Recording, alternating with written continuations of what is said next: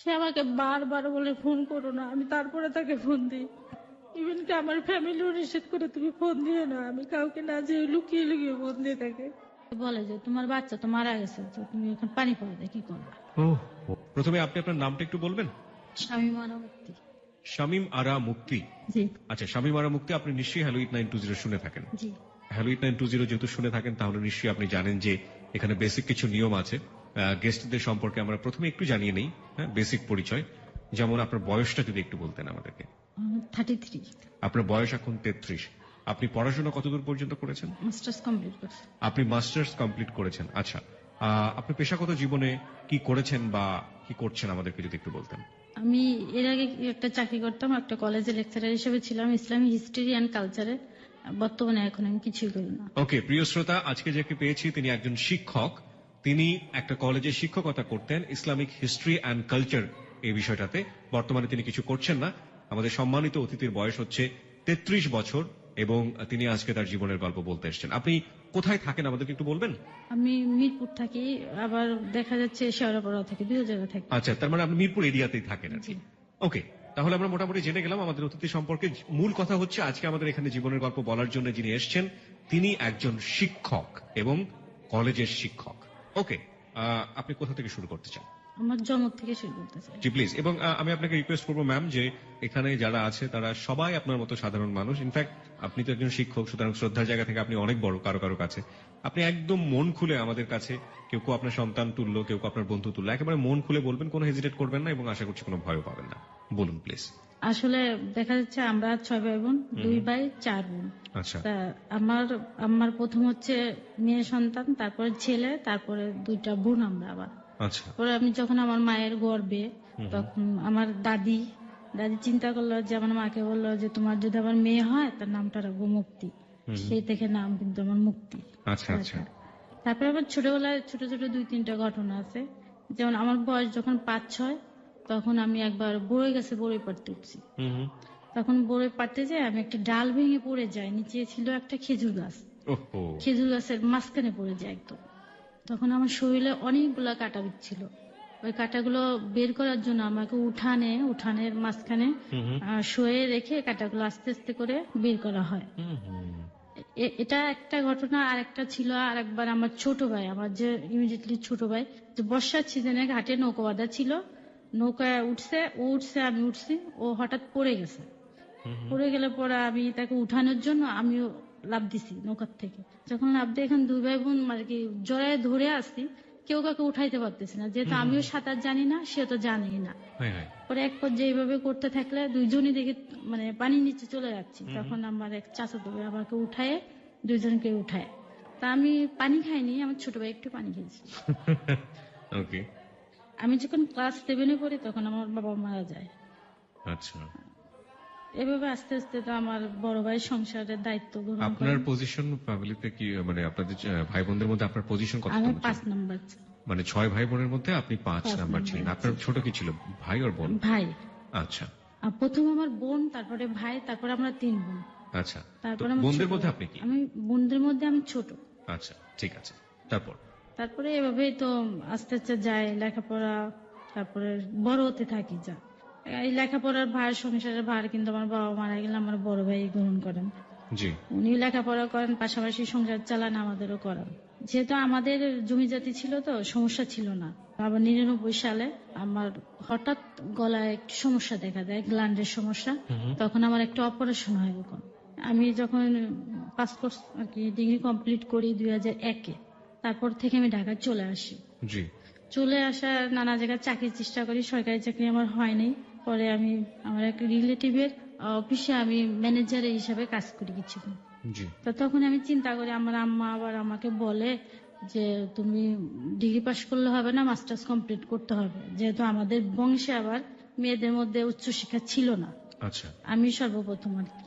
তখন আমার মা এটা বলার কারণে আমি শুধু আমার মাকে আশ্বাস করতাম যে আমি লেখাপড়া করবো। আবার এ করতে করতে আমি একটা জব করতাম, ওই সুযোগে আমি আবার মাস্টার্সে ভর্তি হয়ে যাই মিরপুর বাংলা কলেজে, ইসলামিক হিস্ট্রি অ্যান্ড কালচারে।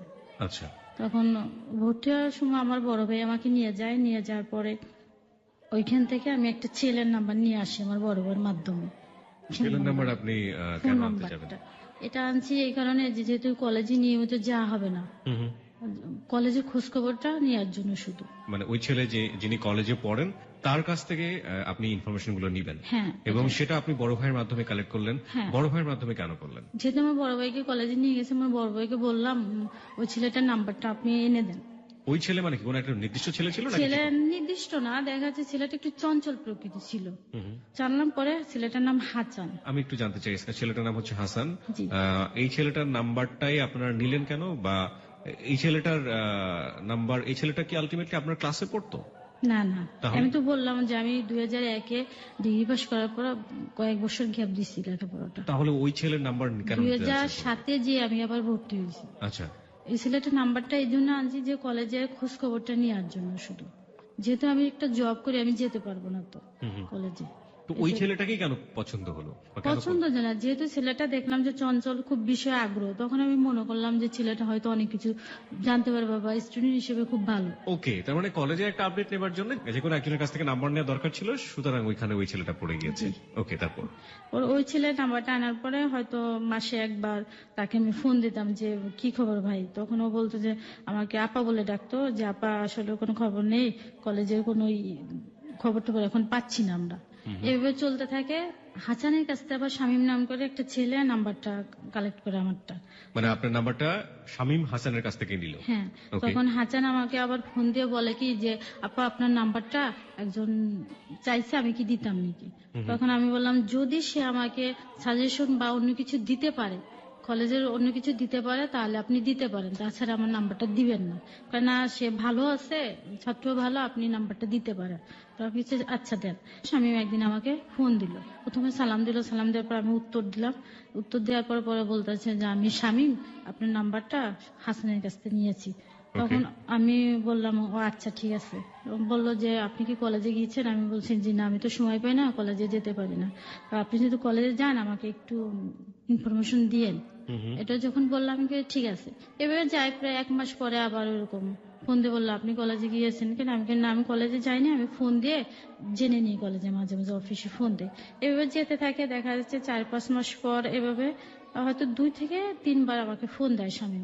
মাঝে মাঝে হাসানের সঙ্গেও কথা হয়। ফোন দেওয়ার পর এক পর্যায়ে আমার যখন জবটা করতাম, আমার বন্ধু ছিল সোমবারে, সোমবারে ছিল আমার বন্ধু, আর এদিকে শামীম থাকতো আবার সাভারে, জি। ওর বন্ধুটাও ছিল সোমবারে। তো এটা তো আমরা জানতাম না কেউ। তো আমি ওদিনকে বাসায় এসে সাপ্তাহিক যে পোশাক আশাক গুলো ওয়াশ করার জন্য করতেছি, কাজ করতেছি।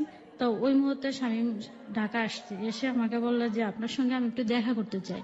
তা আমি বললাম আমি তো ব্যস্ত, আমি তো দেখা করতে পারবো না, আমি এত দূর থেকে আসছি, আপনি যদি আমার সঙ্গে একটু দেখা করেন আমার ভাল লাগবে। ওকে। তা আমি বলছি যে দেখেন আমি তো খুব ব্যস্ত, আমি তো দেখা করতে পারবো না, দুপুরের টাইমে। বলছে যে আপনি একটু দেখেন, কাজটা সেরে আমার সঙ্গে একটু দেখা করেন, আমি 10 নম্বর থেকে আসি, তখন আমি মিরপুর 2 নম্বর থাকি। ওকে। এটা বলার পর ঠিক আছে আপনি 10 নম্বর থেকে ঘুরে আসেন। এসে আমাকে আবার ফোন দিচ্ছে, ফোন দিয়ে বললো যে আপনি কই, আমার সঙ্গে একটু দেখা করেন। তখন আমি ঠিক আছে, আপনি হার্ট ফাউন্ডেশনের সামনে যে ওএসবি চক্ষু হাসপাতাল আছে ওইখানে আপনি থাকেন, আমি আসছি।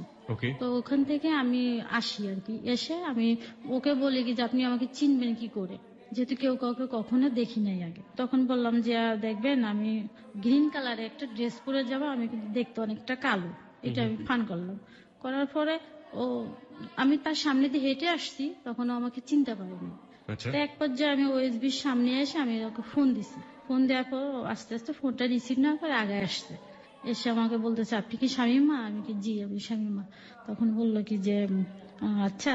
তা বলতেছে যে ঠিক আছে আপনার সাথে পরিচয় হয়ে ভালো লাগলো, আমি আচ্ছা। তা এর সুযোগে আবার কলেজের বিষয়গুলো আলাপ করলাম, ও করলো আমিও করলাম। জি। তো এক পর্যায়ে আমাকে বলছে দেখেন আমার না মনটা খুবই খারাপ, আপনি যদি আমার সঙ্গে একটু ঘুরতে যান খুব ভালো লাগবে।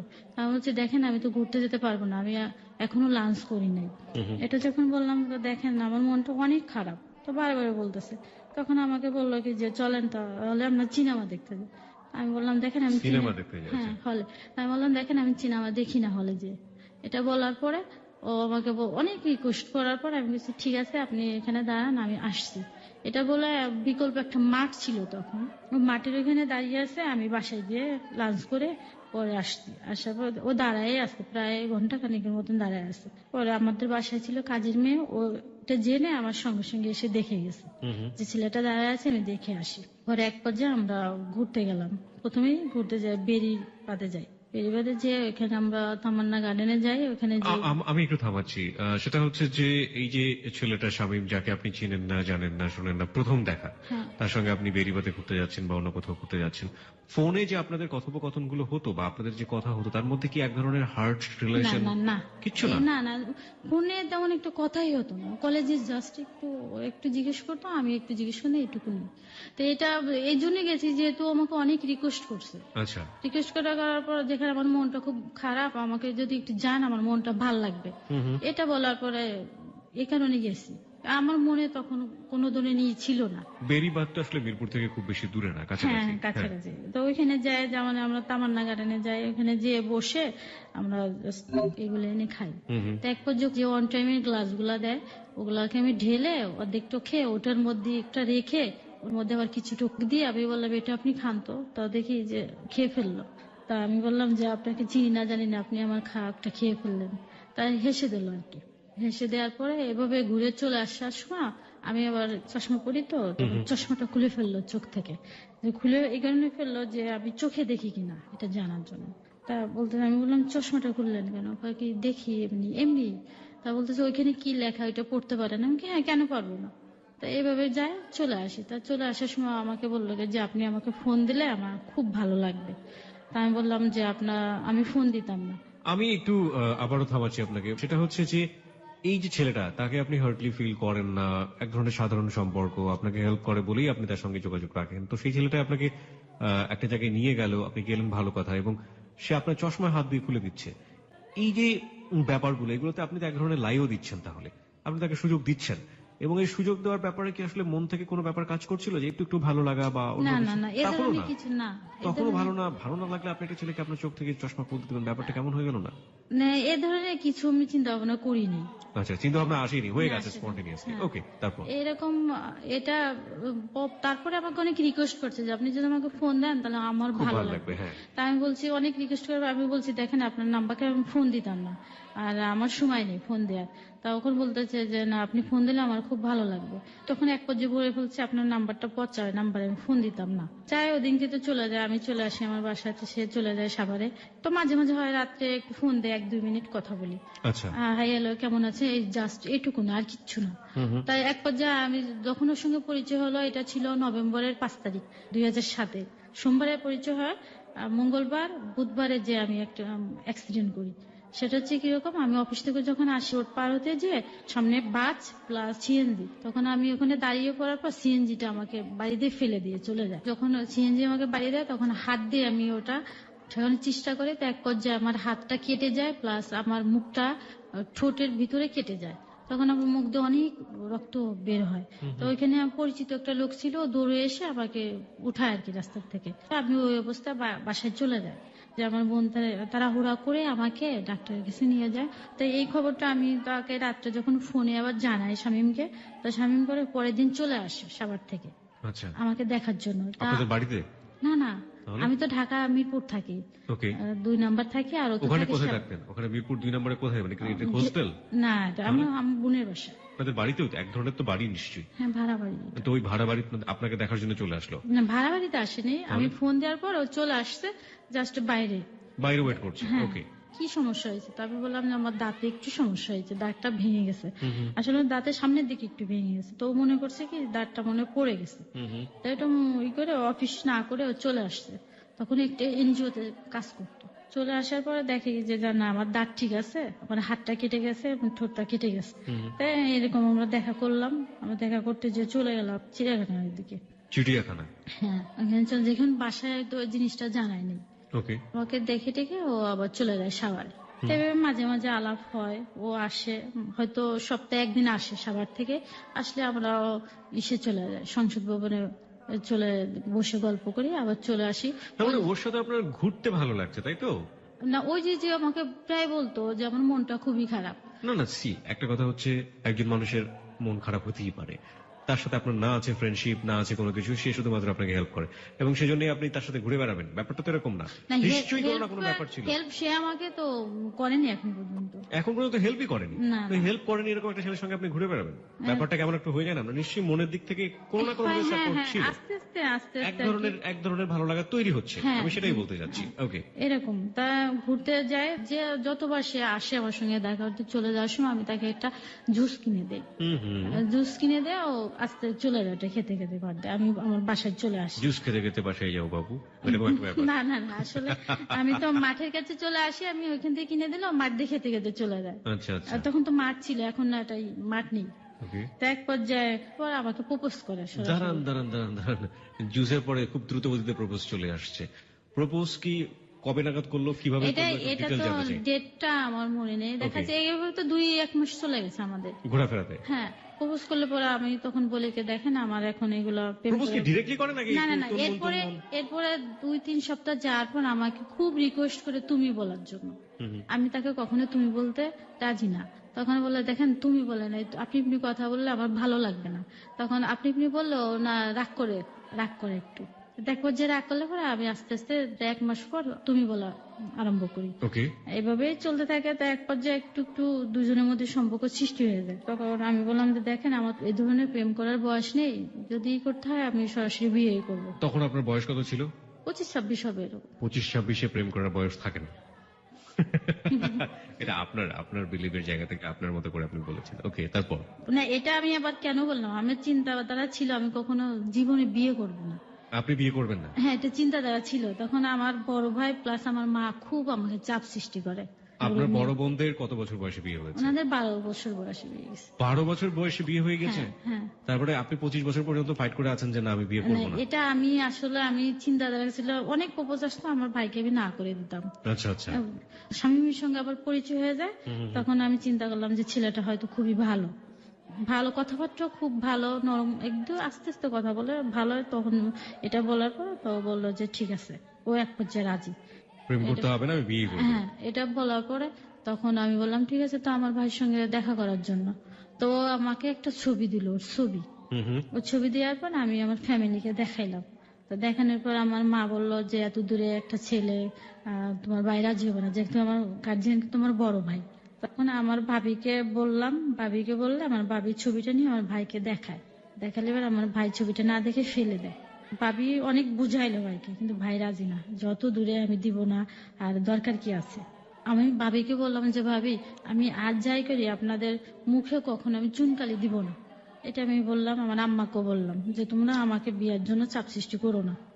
এইটা নিয়ে আর কোনো কথাবার্তা হয় না, এভাবেই থাকে। তা আমি এদিকে আবার আমার দুলাভাই, মেজু দুলাভাই একটা ছেলে ঠিক করে আমার জন্য। আর ছেলে ঠিক করলে ছেলেটা আমাকে দেখো, ঈদে বাড়ি যায় তখন ছেলেটা আমাকে দেখে। তো আমার ভাই আবার এইখানে রাজি, যেহেতু আমাদের এলাকার ছেলে ভালো হবে এটা জানে। তখন আমি বললাম যে প্রসঙ্গে আমার সঙ্গে কোনো কথা বললেন না। আচ্ছা, আমি একটু গল্পের মাঝখানে আপনাকে থামাচ্ছি। সেটা হচ্ছে আপনাদের এলাকাটা আসলে কোথায়, গ্রামের বাড়িটা কোথায়? আমাদের গ্রামের বাড়ি গোপালগঞ্জ। গোপালগঞ্জ। আঞ্চলিকতা একটু টান আছে আপনার ভাষার মধ্যে, শুনতে ভালোই লাগছে। যেমন গ্রামকে গিরাম, হ্যাঁ এই গ্রামই বলে তো না? না, আমাদের আসলে ওদিকে গ্রামই বলে। ভালো লাগছে শুনতে এবং সত্যি সত্যি ভালো লাগছে। হ্যাঁ, তারপর কি আমার হলো? কথার মধ্যে চিলেট প্লাস আমাদের এলাকার দুটাই টান চলে আসে। সিলেট, যেমন সিলেটকে আপনারা সকে আপনারা চ বলছেন, সমস্যা ঠিক বলবো না, এটা যদি আঞ্চলিক হয়ে থাকে তাহলে it's okay, very very nice. না, দুইটাই টান চলে আসে আমার কথা। সিলেট কেন চলে আসে? কারণ সিলেটও বোধহয় আপনার জীবনের সাথে জড়িয়ে আছে না? হ্যাঁ হ্যাঁ, পরবর্তী জীবনে আমার ছেলের। আচ্ছা, তাহলে এই জন্য সিলেটের একটু টানও চলে আসছে। ঠিক আছে, হ্যাঁ, তারপর? তো ওই ছেলেটা যখন দেখে আমার দুলাভাই যেটা ঠিক করে, তা আমার ভাই ছিল এটার জন্য রাজি আর কি। আচ্ছা। এই জন্য ওর ছবিটা দেখেনি কখনো। না দেখলে পরে তা আমি আমার কাছে বলে যে ওই ছেলেটা তোকে দেখছে, পছন্দ করে, তারা তো আমাদের খুব ধরছে। তো এটা বললে পরে আমি বলছি যে আপনি এ প্রসঙ্গে আমার সঙ্গে কোনো আলাপ করেন না। আমার ভাইকে বললাম, আমার ভাই একদিন ফোন দিল, এটা আমি বললাম। বলার পরে এটা আবার শামীমকে আমি জানাই যে এই ঘটনা আমাদের ফ্যামিলি থেকে চলছে। তখন ও বললো কি যে তুমি যদি আমার সাথে বেইমানি করো ফল কিন্তু ভালো হবে না, এটা আমাকে শামীম বললো। বলার পরে তা আমি তো আমার সিদ্ধান্ত অটুট, একদম আমার সিদ্ধান্ত থেকে আমি নড়চড় না। পরে এক পর্যায়ে আমি আমার ভাই 1-1.5 মাস পর আমাকে বাসায় ডেকে বলছে কি যে ছেলেটাকে আমার সঙ্গে দেখা করতে বলিস। তখন শামীমকে আমি জিনিসটা জানানোর পরে শামীম ভয় পায় প্রথমে। যে তোমার ভাইয়ের সঙ্গে সামনে আমি যেতাম না, কি জিজ্ঞাসা করবে কি বলবো, আমি যেতাম না। বললাম আমি বলছি, ঠিক আছে যেও, আমি সঙ্গে যাব। তখন আমার ভাইয়ের সঙ্গে দেখা করতে আসে, মিরপুরে আসে সাভার থেকে। বাসায় আমি নিয়ে যাই, কিন্তু আমি রুমে যাই না। আমার ভাইয়ের সঙ্গে কথাবার্তা হয়, আমার ভাইয়ের সঙ্গে এক পর্যায়ে কথাবার্তা কি হয় ওটা আমি তখন জানতে পারি না, কিন্তু পরে তার কাছ থেকে আমি জেনে নিই। ওকে। ও বললো কি যে ঠিক আছে, আমি ভাইয়ের সঙ্গে আলাপ করছি, ভাইয়া বলছে তোর একজন গার্জিয়ান আনতে, ওকে। মানে স্বামীদের পক্ষ থেকে। ওকে। আমি আবার জিজ্ঞাসা করলাম যে কাকে আনতা? বলছে যে আমার ছোট বোনের স্বামী, যদিও সে সম্পর্কে ছোট কিন্তু বয়সের দিকে বড়, আচ্ছা। তাকে আমি নিয়ে আসবো। ভাইয়াকে কথা দিছি সে 1 মাস পর আমার সঙ্গে আসবে, এসে দেখা করবে। তো এভাবে যেতে থাকে। তার মাঝখানে আবার আমার বড় আপা স্বামীকে দেখতে চায়, বলে কি যে তুই একদিন বাসায় নিয়ে আসিস। তখন আমি বাসায় নিয়ে যাই। নিয়ে যাওয়ার পরে আমার আপা ওকে রান্না টান্না করে খাওয়ায়, পরে ও চলে যায়। 1 মাস পরে ওর ভগ্নিপতিকে নিয়ে আসে। আচ্ছা। নিয়ে আসার পর আমার ভাইয়ের সঙ্গে কথা হয়। কথা হওয়ার এক পর্যায়ে ওর আব্বার সঙ্গে আলাপ করে বিয়ের ডেটটা ঠিক করে রাখে। ওকে। পরবর্তী- ছেলে কি করতো স্বামী? এনজিওতে চাকরি করতো। আচ্ছা। সবার একটি। আর আপনি প্রফেশনাল টিচার ছিলেন সেই মুহূর্তে? না না, তখন আমি টিচার না। তখনও টিচার তখন হননি? আমি ঢাকায় একটা আমার এক আত্মীয় মানে অফিসে বসে কাজ করতাম। আচ্ছা আচ্ছা। এটা ছিল একটা ছাপাখানা। ওকে। তারপরে বিয়েটা ঠিক করে রেখে দেয়। পরে আমি জানতে পারি যে বিয়ে কতদিন ঠিক করলো, কোন তারিখে। তো বললো যে এটা 16ই এপ্রিল। তাই আমি বললাম তুমি 16ই এপ্রিল না দিয়ে যদি 14 এপ্রিল দিতা তাহলে ভালো হতো। বললো কেন? আমি বলছি, ওই দিনকে পয়লা বৈশাখ ছিল, পয়লা বৈশাখে একটা দেশে একটা ভালো অনুষ্ঠান হয়, যেহেতু পয়লা বৈশাখ পালন করে, আমাদের বিয়ের অনুষ্ঠানটা ওইভাবে আমরা পালন করতে পারতাম। ওকে। তাই বলছে না, 1-2 দিনের জন্য কি সমস্যা হবে? তা ঠিক আছে, এইভাবে 1 মাস বিয়ে ঠিক হয়ে থাকে। এভাবে ও সাভার থেকে ঢাকায় চলে আসে। চলে এসে ও একটা গার্মেন্টসের স্টোরের দায়িত্ব গ্রহণ করে। আচ্ছা। ওইখানে 1 নম্বর একটা বাসা নেয়। তখন বাসা নিলে তো এখন ওর সংসারে আসবাবপত্র বলতে কিচ্ছুই ছিল না, যেহেতু ব্যাচেলার ছিল। একটা বিছনা, একটা বালিশ, এগুলাই ছিল। তখন আমি বাসার থেকে কিছু যা যা লাগে আর কি, রান্না বান্নার কাজে হাঁড়ি পাতিল এগুলা বাসার থেকে দিয়ে দিই। যেহেতু বিয়ে ঠিক হয়ে রয়েছে, আমি মাঝে যেতাম, হয়তো 1 সপ্তাহ পর একদিন যেয়ে একটু রান্না করে দিয়ে আসতাম। জি। আবার কখনো বাসার থেকে একটু তরকারি দিয়ে আসতাম। যেটা মানে যে- বিয়ে ঠিক হয়েছে এবং হ্যাঁ। আপনাদের মধ্যে সম্পর্কটা একটু গভীর হচ্ছে হ্যাঁ ধীরে হ্যাঁ ধীরে। হ্যাঁ। ওকে। তা আমি রান্না করে দিয়ে আসতাম, যেহেতু ছেলে মানুষ রান্না করতে পারে না। আপনি ওর বাসায় যেতেন? হ্যাঁ, এখানে এটা ছিল কোয়ার্টার বাসা, আচ্ছা। ফ্যামিলি বাসা নিয়ে থাকতো। ও কি ফ্যামিলি বাসায় থাকতো? না, ও একটা রুম নিয়ে থাকতো। বাসাটা ছিল কোয়ার্টার, এখন অন্যরা ফ্যামিলি বাসা আর কি। ও কি সাবলেটে থাকতো? ও সাবলেট নিয়ে একা একটা রুম নিয়ে থাকতো, যে ওইখানে আমরা বিয়ের পরে উঠবো। আচ্ছা। এমন এবং করে এই ছিল। বাসাতে আপনি ও একা থাকা অবস্থায় যেতেন বিয়ের আগেই? ওই মাঝে মাঝে হয়তো সপ্তাহে যে একদিন রান্না করে দিয়ে আসতাম। এভাবে যায়, আর এক পর্যায়ে চলে আসে 16ই এপ্রিল। এর আগে আমি ওর আম্মার সঙ্গে আমি ফোনে কথা বলি, ওর ছোট ভাইয়ের সঙ্গে কথা বলি, ওর বোনের সঙ্গে কথা বলি, ফোনে কথা বলি। তা ওর আম্মা আমাকে জিজ্ঞেস করে যে তুমি কি কোরআন শরীফ পড়তে পারো? এটা জিজ্ঞেস করলে আমি কি হ্যাঁ পারি আমি। তাই এটা জিজ্ঞেস করা এইভাবে বলে আমি সবার সঙ্গে টুকটাক কথা বলছি, কিন্তু ওর আব্বার সঙ্গে কখনো আমি কথা বলিনি। মানে আপনার হবু শ্বশুর? হ্যাঁ, আপনার সঙ্গে কথা বলিনি। এক পর্যায়ে বিয়ের আগে দেখা যাচ্ছে ওর ছোট বোন আমাকে ফোন দিয়ে জিজ্ঞেস করে যে তোমার পায়ের মাপ কত। তারা এভাবে যায়। দেখা যাচ্ছে তখন আমি যে চাকরি করে আমি কিছু টাকা জমাই, বেশি না, 25,000 টাকা মতন জমাই ব্যাংকে। আমি একটা অ্যাকাউন্ট খুলি। স্বামীর আবার একটা চাকরি ছিল, তো সামান্য বেতন পাইতো, ও কিভাবে কি দিবে। আমি বললাম যে বিয়ের আগে আমি ওকে একটা পাঞ্জাবি গিফট করলাম। আচ্ছা। পাঞ্জাবি পাজামা ওড়না সহ গিফট করলাম বিয়ের আগে, যে তুমি এটা বিয়ের সময় পরে আসবে। আর আমি গোপনে 5,000 টাকা ব্যাংক থেকে তুলে আমার আপাকে বলি কি যে এটা মানে স্বামী টাকাটা দিছে, আমার হাতের মাপ দিয়ে একটা আংটি বানাইতে বলছে, ওকে। কিন্তু টাকাটা দিছে আমি। এটা দেওয়ার পর আমি আমার আপা যে জুয়েলারি দোকান থেকে একটা আংটি নিয়ে আসি। আচ্ছা, এখানে শামীমের কি একেবারেই সামর্থ্য ছিল না এই জিনিসগুলো এফোর্ড করার মতো? না, ওটা ও চাকরি করতো, 4-5 হাজার টাকা স্যালারি পেতো মাত্র। আর আপনি তখন কত পেতেন? তখন আমি পেতাম, আমি চাকরি পেয়ে আমার টাকা আমার খরচ হইতো না, কারণ আমি প্রতিদিন আমি ভাইয়ের কাছ থেকে আবার টাকা নিতাম। এবং এই যা পেতেন আপনি মোটামুটি সেভিংস হ্যাঁ করতেন? হ্যাঁ, এইটাই করতাম। ওকে। মানে স্বামীমদের বাড়ি ছিল আবার ছাতক, সুনামগঞ্জ ডিস্ট্রিক্ট এটা। তা ওইখান থেকে যেহেতু সব লোকজন আসবে, তা এখানে আমার ভাই আমাকে জিজ্ঞেস করছে ওরা কতজন আসবে। তা আমি স্বামীমকে জিজ্ঞেস করছি তোমরা কতজন আসবা। তা বলছে 5-7 জন আসবে। আমি কি কেন? বলছে যে কাবিন দেওয়া হবে আমাদের, যে 5-7 জন আসুক। আমার ভাই আবার 100 জনের অ্যারেঞ্জমেন্ট করছে, যেহেতু ঢাকায় আত্মীয় স্বজন আমাদের অনেক। ও এক পর্যায়ে আসছে, চাচা, তারপর ওর আব্বা, ফুপা, এভাবে কয়েকজন আসছে, ওর 2 ভগ্নিপতি আসছে, ভগ্নিপতির বন্ধুরা সব মিলে প্রায় 10 জন 12 জনের মতন আসছে। দুপুরে এসে ওর ছোট ভাই আসছে আমাদের বাসায়, এসে একটা শাড়ি দিয়ে গেছে, শুধু একটা শাড়ি। তার শাড়ি দিয়ে গেলে আমি আবার ওই আংটিটা ওর হাতে দিয়ে দিছি, ওকে, যে এটা দিয়ে তোমার ভাইয়ের কাছে দিয়ে দিও। মানে ও আসার সময় যেন এটা সাথে করে নিয়ে আসে। হ্যাঁ, পরে ওর ভাইয়ের কাছে দিয়ে দিল, এটা আবার নিয়ে ওর আব্বাকে দিয়ে দিচ্ছে, যাতে এটা দেখে আমার শ্বশুর দেখে যাতে আমাকে পড়াইতে পারে। তাই এক পর্যায়ে ওরা সন্ধ্যার সময় সবাই আসছে, আসার পরে রাত্রে এটা আমাদের কাবিন হয়ে গেছে। কত টাকা দেনমোহর রেখে কাবিন হলো? বেশি না, সামান্য 2 লক্ষ টাকা। 2 লক্ষ টাকা? হ্যাঁ। কত সালে? এটা হচ্ছে 2008-এর 16 এপ্রিল। 2 লক্ষ টাকাকে আপনি সামান্য বলছেন, এটা খুব ইম্পর্টেন্ট একটা বিষয়। আপনার এক্সপেকটেশন কত ছিল, কত হলে ঠিক হতো? বর্তমান না, বর্তমানে আপনি ওই সময় বলেন, আপনি ওই সময় কি এক্সপেক্ট করেছিলেন, কত হলে ঠিক আমার হতো? ধারণা ছিল 5 লক্ষ টাকা হবে। 5 লক্ষ টাকা হবে? হ্যাঁ। আচ্ছা, ওকে, তারপর? এটা যে কাবিন এটা দিছে, এটা তো আমি জানি না। এটা কাবিন হয়ে যায়, এক পর্যায়ে সবাই চলে যায় আর কি। ওরা আবার রাত্রে গাড়িতে চলে যাবে, ওরা এসে আর কি হোটেলে উঠে আর কি। আচ্ছা, পরে রাত্রে সবাই আবার চলে যাবে, তো ও মুহূর্তে স্বামীও চলে যেতে চায়। তখন আমাদের বাসা ছিল 5 তলায়। চলে যেতে চাওয়ার সময় আমার ভাই ওকে রেখে দেয়, যে আজকের দিনে তোমার যেতে হবে না। তাই ওইভাবে থাকে। তাই আমাদের তো বিয়ে হয়ে যায়, এভাবে থাকে। পরের দিনকে আমরা দুজনে কলেজে যাই। জি। কলেজে যাই এই কারণে আমাদের পরীক্ষার ডেট পড়ে গেছে, এটা জেনে আমরা অ্যাডমিট কার্ড আনার জন্য কলেজে মানে যাই। আপনি এবং শামীম? হ্যাঁ, দুইজনে Okay. কলেজে যাই। পরে ওদিনকে বলে যে তুমি বাসায় চলে আসো। তা বাসায় যে চলে যাবো, আমার আসলে কিছুই নেই। তা আমি করলাম কি, আমার আপার সঙ্গে নিয়ে আমি একটা জাজিম, তারপরে টুকিটাকি জিনিসগুলো কিনলাম, সংসারে যেগুলো লাগবে টুকিটাকি কিনে ওটা আমার আপা প্লাস আমার ভাগ্নি এগুলা নিয়ে আমরা বাসায় যে ওইখানে বাসায় চলে গেলাম। পরের দিনকে আবার বাসার থেকে একটা টিভি দিল আমাকে, টিভিটা নিতে আসলাম। এটা স্বামী প্লাস আমি দুজনে আসি, এসে এটা নিয়ে গেলাম। তা আমার বিয়ে হলো 16 তারিখে, আর আমার পরীক্ষা হচ্ছে 20 তারিখে।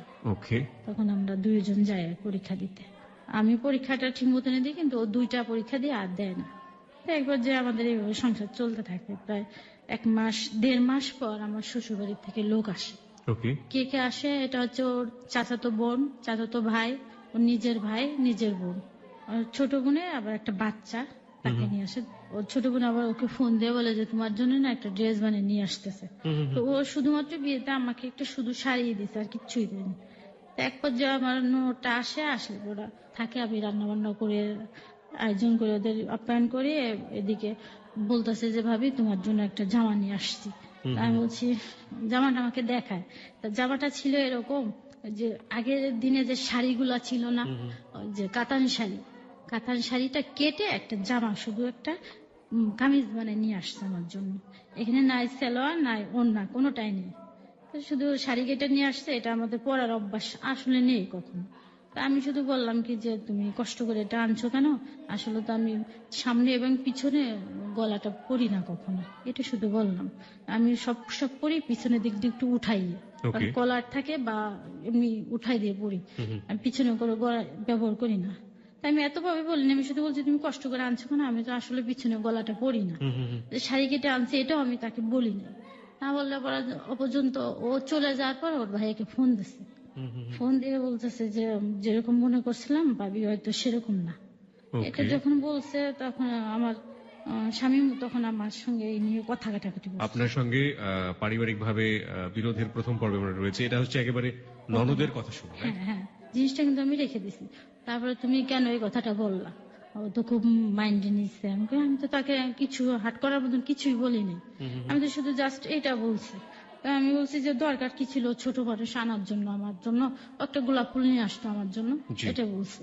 এটা বলার পর এক পর্যায়ে আবার একটা থাপ্পড় মারে আর কি মুখে। প্রথম হ্যাঁ, প্রথম এটা থাপ্পড়, এই বিয়ের 1.5 মাস পরে আমার প্রথমে একটা থাপ্পড় মারে। নিজের বোনের কথা শুনে? হ্যাঁ, তারপর মারলে পরে তো জিনিসটা আমার খুব খারাপ লাগে, কান্নাকাটি করি। কান্নাকাটি করার পর বলি যে দেখো আমাদের কিন্তু শাড়ি কেটে জামা পরার অভ্যাসটা নেই কখনো। কারণ আমি কখনো কোনো অভাবে মানুষ হইনি, ওকে। এটা শুধু আমি তাকে বললাম। সেভাবে যেতে থাকে। আমার বিয়ের 21 দিন পরে আমার শ্বশুর মারা যায়। শ্বশুরের আবার বুকে পেইন ছিল প্রচন্ড। আমার শ্বশুর মারা যায়, মারা যাওয়ার পরে ফোন আসে এখান থেকে, তখন আমরা যাই আর কি। ওকে। যাই, তারপর? তারপর পরে উনি যখন মারা যান তখন আমাকে প্রথমেই নিয়ে যায় শ্বশুর বাড়ি, ওইটা Okay. আমাকে উঠাই দেওয়ার কথা ছিল, আর উঠানো হয়নি। পরে প্রথম আমাকে শ্বশুর বাড়ি নিয়ে যায়, তখন তো আমার শ্বশুর মারা গেছেন আর কি। জি। তো সেই অবস্থা আমি যাই, তো ওইখানের ভাষাটার সাথে আসলে আমি বুঝি না, ওটা ভাষা একটু অন্যরকম ছিল। যেরকম অনেকে একে মরা বাড়ি, আর দ্বিতীয়ত নতুন বউ, ওটা অনেক লোকজন আসে দেখতে আমাকে।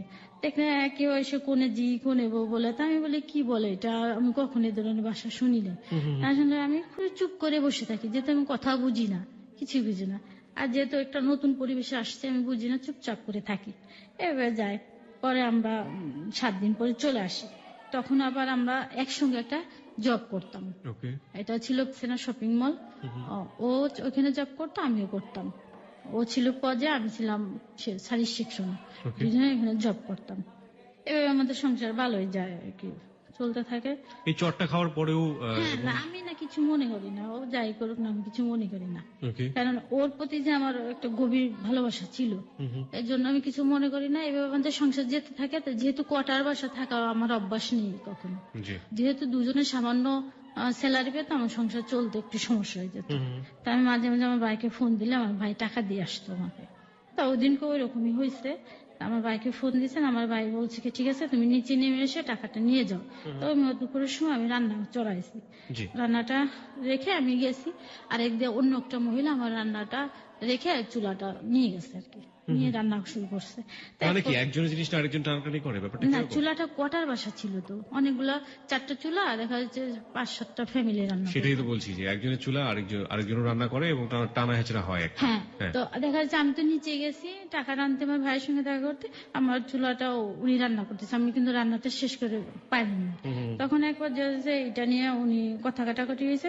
তো আমার হাজবেন্ড স্বামী তখন এটা না শুনে না যাচাই করে একবার যেমন খুব মারে আপনার হাজবেন্ড মানে হ্যাঁ। কাকে? আমাকে, যে কেন তুমি কথা বলতে গেলা। এই চুলার ব্যাপারগুলো নিয়ে? হ্যাঁ, ও বললো ওর কথা হচ্ছে তুমি কেন কথা বলতে গেলা, সে যাই করুক তুমি কেন কথা বলতে গেলা। তা আমি বললাম, আমার রান্নাটা যেহেতু আমি রান্না করতেছি, সে কেন ই করে রাখবে। ওর কথা হচ্ছে তুমি কেন কথা বলতে গেলা তাদের সঙ্গে, এটা হচ্ছে আমার অপরাধ। আর একদিনও এরকম ওই চুলা নিয়ে এরকম হয়েছে, আমি রান্না করতেছি, তা একটা জায়গা পরিষ্কার করে এক মহিলা আমার রান্নার উপর দিয়ে একটা যে কাপড়, মানে ঘরটার মোছা যে কাপড়টা, ওটা রেখে ওখানে গিরিল ছিল, গিরিলে রাখতে যায়। তো এটা আমি বললাম যে আপনি নিচে রাখেন, এটা পরে আমি রেখে দেবো। এক পর্যায়ে মহিলা খুব চিৎকার চেঁচামেচি করে ওঠে। এটা আবার স্বামী শুনতে পায়, শুনতে যাওয়ার পরে এদিকে ওদিনকে আমার প্রচন্ড মারে। মারলে পরে পাশে ছিল আর এক লোক, সে ছিল একটি হিন্দু। জি। সে আবার বললো কি যে আপনি যে আপনার বউকে পিটাচ্ছেন, যাকে নিয়ে কথা কাটাকাটি হয়েছে, দেখেন তো তার হাজবেন্ড তাকে কিছু বলছে না, তো তাকে কিছু বলছে না, তা আপনি কেন ওকে মারছেন, অন্যায় তো ওই মহিলার, আপনি মারলেন। ওর কথা হচ্ছে ও কথা বলতে কেন গেল, ও কিচ্ছু বলবে না, ও যে যা বলো এক ধরনের মানে স্বৈরাচারী আচরণ তার মধ্যে দেখতে না, পাচ্ছি। ও হচ্ছে একটু একরুকা টাইপের, কেউ সেটাই কিছু তো বলছি বললে যে। ওর মাইন্ডে লাগে। সেটাই তো আচ্ছা, বলছি। অল্পতে আপসেট হয়ে যায়, এমন একটা ব্যক্তি আর কি। প্রিয় শ্রোতা, আমরা কিন্তু গল্পের একটা মোড়ে এসে দাঁড়িয়েছি। আমরা যে মানুষটিকে চিনতাম, শামীমটাকে চিনতাম, সেই শামীম কিন্তু ধীরে ধীরে বদলে যাচ্ছে। এবং এই বদলানো মানুষটি শেষ পর্যন্ত কতটা ভয়াবহ করতে পারে একজন মানুষের জীবনকে, সেটা আপনারা আজকে মুক্তার জীবনের গল্পের একেবারে শেষ পর্যন্ত থাকলেই বুঝবেন। হ্যাঁ। তারপরে ওইটা এই রান্নাটা নিয়ে কথা কাটাকাটির এক পর্যায়ে আমার হাজবেন্ড আমাকে মারে আর কি। পরে ওইটা আবার আমার ভাইকে জানানো হয়, আমার বড় ভাইকে জানানো কে হয়। জানায় এটা? এটা হ্যাঁ জানাই, পরে আমিও জানাই। মানে আসে এসব আমার ঘটনা তো আসলে চাপা থাকে না, কোনো না কোনো ভাবে হ্যাঁ, জেনে না, যায়। এটা ফোনের মাধ্যমে জানানো হয় ভাইকে। ভাই আসে বাসায়, আসার পরে তারপরে আমার ভাই ও বলে কি যে তুমি কেন কথা বললা, এই কারণে মারছে। তা আমার ভাই শেষ পর্যন্ত এটা মিউচুয়াল করে দিয়ে চলে যায়। জি। তারপরে কখনো তার প্রতি রাগ করে থাকতে পারি না, যেহেতু সে আমার হাজবেন্ড। আপনার জীবনে কি উনি প্রথম পুরুষ ছিলেন? হ্যাঁ, এটাই ভাবি যে সে আমার স্বামী। আর এখন যতই আমি চলি না কেন সমাজে, আমার কিন্তু ওই পরিচয় নিয়ে চলতে হবে, যেহেতু সে আমার স্বামী। আমি বাপের বাড়ির পরিচয় দিয়ে বেশি একটা চলতে পারবো না, এটা আমি মনে করি। আবার তাকেও এই কথাটা বলি। একবার যেভাবে আমাদের আবার হাসি খুশি সংসারে চলে সবসময়ের জন্য, যেতে যেতে আমার পরীক্ষার রেজাল্ট দেয়, তখন আমি পাশ করি আর কি। আমার ফাইনাল পরীক্ষার জন্য আবার প্রস্তুতি নিতে থাকি। তো এক পর্যায়ে আমার এই ছোট ননদ, যে ননদের কথা শুনে আমাকে প্রথম গায়ে হাত তুলে, তার পরামর্শেও আমাকে সিলেট নিয়ে চিন্তা ভাবনা করে যে সিলেট কি ওদের নিজেদের বাড়ি? না, ওখানে ভাড়া বাসা থাকতো। ও বাড়ি তো ছাতকে পড়ছে, আচ্ছা। সুনামগঞ্জ, সিলেট থেকে আরো 1-1.5 ঘন্টা লাগে যেতে। ওটা হচ্ছে ওদের নিজেদের বাড়ি, তাই তো? হ্যাঁ, তো ওখানে চিন্তা ভাবনা করে তাও বলে কি ঠিক আছে এখানে ভাবিকে একটা জব দিয়ে নিয়ে আসি। আচ্ছা, তখন আমাকে একটা জব দেয় মার্কেটিং অফিসারে। মানে সিলেটে? হ্যাঁ, তো Okay. এটার ভিতরে চাকরিটা ছিল জিমনেশিয়ান, মেয়েদের জন্য। মেয়েদের এটা- জিমনেশিয়াম? হ্যাঁ, এটা জাস্ট মার্কেটিং এর কাজটা আমাকে করতে হবে। ওকে। তো এক পর্যায়ে এরকম আমার এই ঢাকার চাকরিটাও আছে, আর এর জন্য এটার জন্য ইন্টারভিউ দিতে আমাকে সিলেট যেতে হলো। তা ও আমাদের রাত্রে আমাকে গাড়িতে উঠায় দেয়, আমি একা একা চলে যাই, আমি চিনি না, তারপরে চলে যায়। চলে যাওয়ার পর আমার ননদের হাজবেন্ড আমাকে রিসিভ করে নিয়ে যায় বাসায়। তা আমি ইন্টারভিউ দিয়ে আবার রাত্রে ব্যাক করি, দিনটুকু থেকে চলে আসি রাত্রে। চলে আসার পর ওখানে আমার চাকরিটা হয়ে যায়, হয়ে যাওয়ার পর এখন আমাকে জয়েন করতে বলে। জি। আর যে জয়েন করার জন্য ওখান থেকে তারা দিচ্ছে, আর এখান থেকে শপিং মলের ওখান থেকে আমাকে ছাড়বে না। তাই চাকরির টাকাটা আমি পেতাম, যে টাকাটা পেতাম সম্পূর্ণ টাকা ওকে ধরে দিয়ে দিতাম, আমি একটা টাকা আমার কাছে রাখতাম না কখনো। হাজবেন্ডকে দিয়ে দিতেন? হ্যাঁ, ওকে দিতাম। যেতে থাকে, তাই ওদিক দিয়ে তারা দেয় জয়েন করার জন্য, আর এদিক দিয়ে আবার ছাড়বে না। আর এটার আবার উদ্বোধনী অনুষ্ঠান হবে, এটার জন্য অনেক লোক ইনভাইট করা হয়েছে, দেশের বাইরে, ওখানে যেতে হবে আমাকে। আর একবার আমি ওখানে আবার গেলাম, যার পরে রাত্রে যাই, আবার দিনে চলে এসে অনুষ্ঠানে অ্যাটেন্ড করে চলে আসি। ওকে। ওদের ইচ্ছা ছিল এটা ভিডিও করে মানে লন্ডনে এটা চালাবে আর কি, বাংলা যে টিভিটা আছে জি। বাংলা টিভিতে এটা প্রচার করে। কি ভিডিও করবে? এটা এই যে জিমনেশিয়ানের এটা। আচ্ছা আচ্ছা। তাই এইভাবে আমি চলে আসলাম। ও চিন্তা করলো যে তোমাকে ওখানে জব করার জন্য ডাকতেছে, তো তুমি চলে যাও, আমি কিছুদিন পর এটা ছেড়ে দিয়ে চলে আসবো। তো ও আমাকে পাঠায় দেয়, আমি চলে যাই সিলেট, যে আমি এটা জয়েন মানে আপনার হাজবেন্ড থেকে গেল ঢাকাতে আর আপনি চলে গেলেন সিলেটে? আমি চলে যাই, কিন্তু আমার ননদের বাসায় আমি উঠি, তো ওখানে কোন ননদ? যে ননদ কি আপনাকে মানে গায়ে হাত তুলে যায় করবে। সেই ননদের বাসাতে আপনি চলে গেলেন? সেইবারের সাথে হলো যে অনেকগুলো রুম নেওয়া হলো, যে বাবিও টাকা পয়সা দিবে আর আমরাও দিব, ওকে। এভাবে চলে থাকে। তাই এখানে আমি জব করতে থাকি, ননদও ওইখানে আবার জব করে, ও রিসিপশনের জব করে, আর আমাকে মার্কেটিং অফিসারে দেয়। একই প্রতিষ্ঠানে? হ্যাঁ, একই প্রতিষ্ঠানে। তো ওইখানে যে ম্যানেজার ছিল, ম্যানেজারটা আবার কথাবার্তা আমার ভালো লাগতো কেন না। ভালো লাগতো না? ভালো লাগতো না, সে অন্য অ্যাঙ্গেলের কথাবার্তা বলতো, যেটা আমার খারাপ লাগতো কি শুনে। ধরনের? যেমন আপনি ঢাকার ওদিকে, আমি ঢাকার ওদিকে, আপনি আমাকে সময় দেবেন, আমরা ঘুরতে যাবো, অমুক তমুক, এগুলো। তো Okay, এগুলো আমার বুঝতে খুব পেরেছি। খারাপ লাগতো। তাই এদিকে এখানে যেতে হবে এমনি ভাবে, সাধারণ মানুষ যেভাবে চলাফেরা করে ওভাবে যেতে হবে, সাধারণ মেয়েরা যেভাবে চলে, যেমন মাথায় কাপড় থাকবে না এরকম যেতে হবে। আবার এদিক দিয়ে আমার বাসার থেকে চাপ আসে, তুমি কেন মাথায় কাপড় ছাড়া যাও, এইভাবে চলো, ওখানে ঘিরে ঘিরে যাবা, বোরকা পরে যাবা। Okay, দুই দিক দিয়ে বিপদে পড়ে যাবে। Right, this is the very very important point, প্রিয় শ্রোতা। ও যেটা কথা বলছে যে এক ধরনের হিজাব, যে হিজাবটা আসলে মেনটেন করতে বলছে ফ্যামিলি থেকে, আবার যখন ও প্রতিষ্ঠানে যাচ্ছে জব করার জন্য, সেখানকার পরিবেশ বলছে যে, এবং তাদের যে ঊর্ধ্বতন কর্মকর্তা আছে তারা বলছে যে না, এইভাবে এখানে কাজ করা চলবে না। আমার মনে হয় যে অনেক মেয়েই এই ধরনের ডিফিকাল্টি ফেস করেন। যাই হোক, তারপর?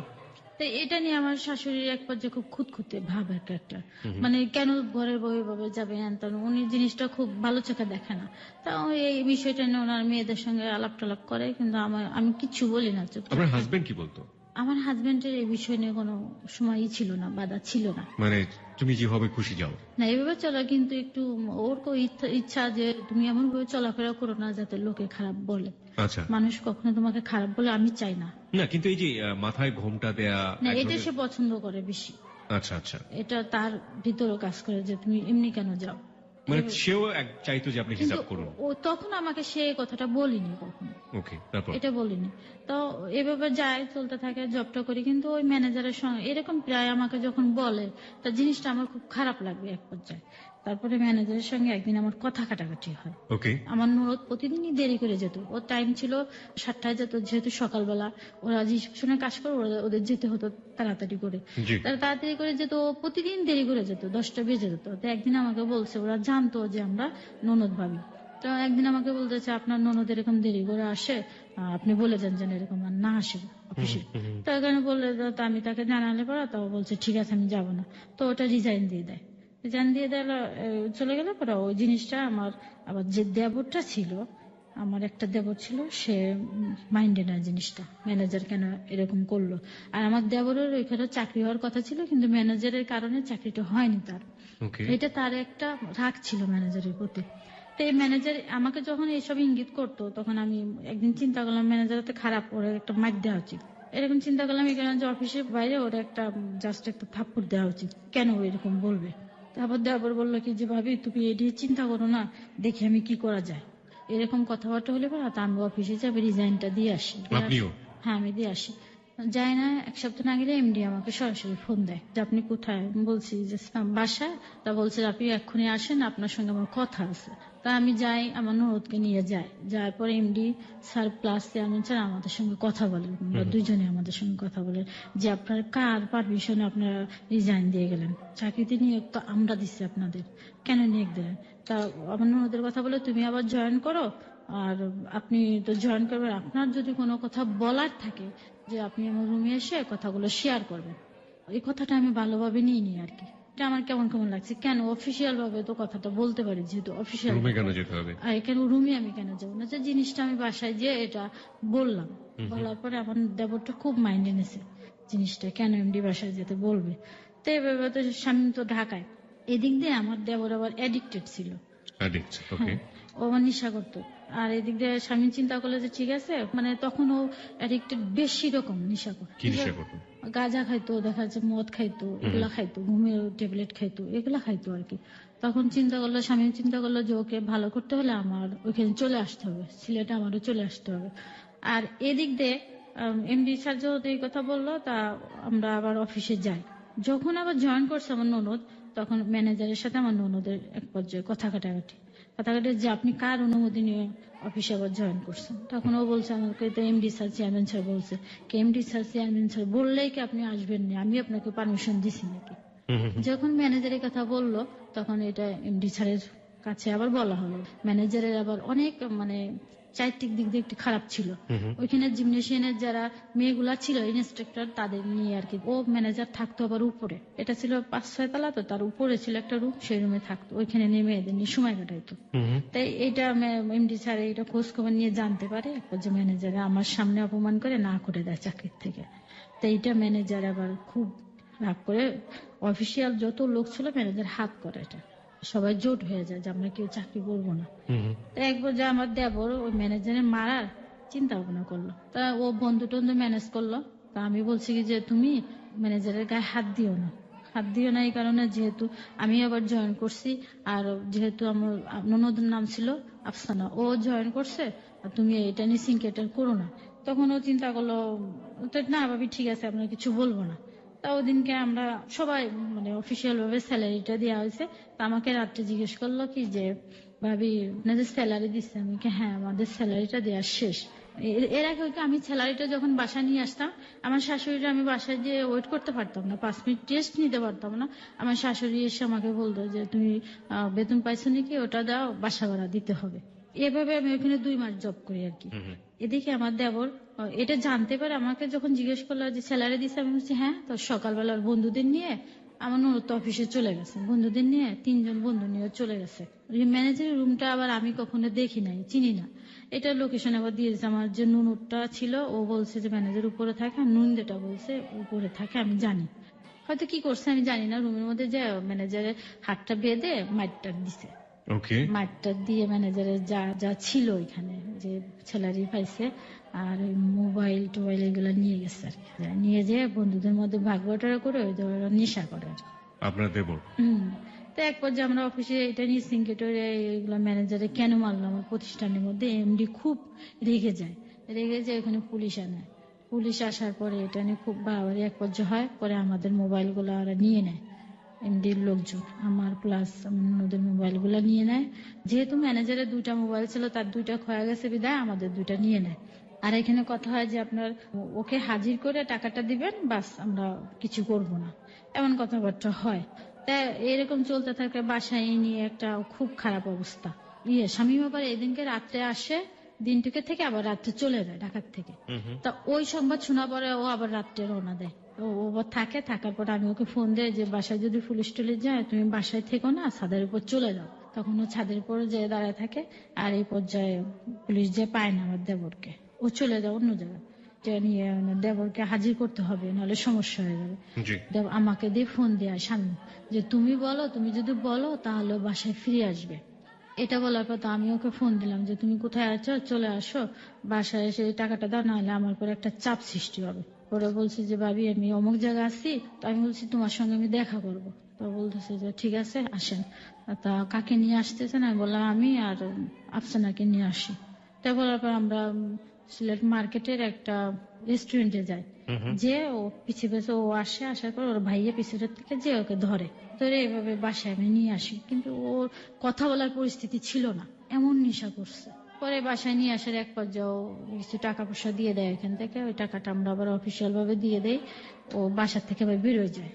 আপনার দেবরের জীবনের গল্প বলছেন আপনি, এটা না কি না না, আপনার এখানে জড়িত আছে। আপনার সাথে জড়িত আছে? হ্যাঁ। ওকে, তারপর? বা তারপরে এখানে যখন বেরোয় যাবে, আবার বেরোয় যাওয়ার পর আমরা বলতেছে আমাকে যেতে দাও, আমি আবার 1 ঘন্টা পর চলে আসবো। ওকে। চলে যাবে, তো আমি বলছি তুমি যেও না, থাকো। ওকে আমি বললাম শামীমকে ওকে আমাদের রুমে শোয়াই দাও, ও ঘুমাই গেলে সব ঠিক হয়ে যাবে। আচ্ছা। তো ওরা বললো কি যে না আমার কাছে টাকা নেই, তুমি 200 টাকা দাও, ভাইয়া 200 টাকা দাও। তো আমার শাশুড়িকে বললো 200 টাকা দিলে ও চলে গেল। পরের দিনকে অনেক দূরে একজনের মোটরসাইকেল নিয়ে গেছে, ওটি নিয়ে যায় ও অ্যাক্সিডেন্ট করে। এদিকে এটা ছিল সাল ছিল 2009 আর কি। ও অ্যাক্সিডেন্ট করে পানির মধ্যে পড়ে যায় আর কি। ওকে। লোকজন ওকে উঠানোর পরে পুলিশে এটি করে, তখন মোবাইল থেকে ও সিমটা নিয়ে ফোন দিয়ে ওর ভাইয়াকে জানায়, আমাদের ননদের হাজবেন্ড ওদেরকে জানানো হয়। এভাবে ও থাকে 1 সপ্তাহ, ওকে আমরা ট্রিটমেন্ট করি, কিন্তু তার কোনো সেন্স ছিল না। পরে শুক্রবারে যে আর ফেব্রুয়ারি 20 তারিখে মারা যায় আপনার দেওরটা। ওহো। ওই মারা গেলে পরে এই দায়টা আমার গাড়ি চাপ দিয়ে দেয় ওরা।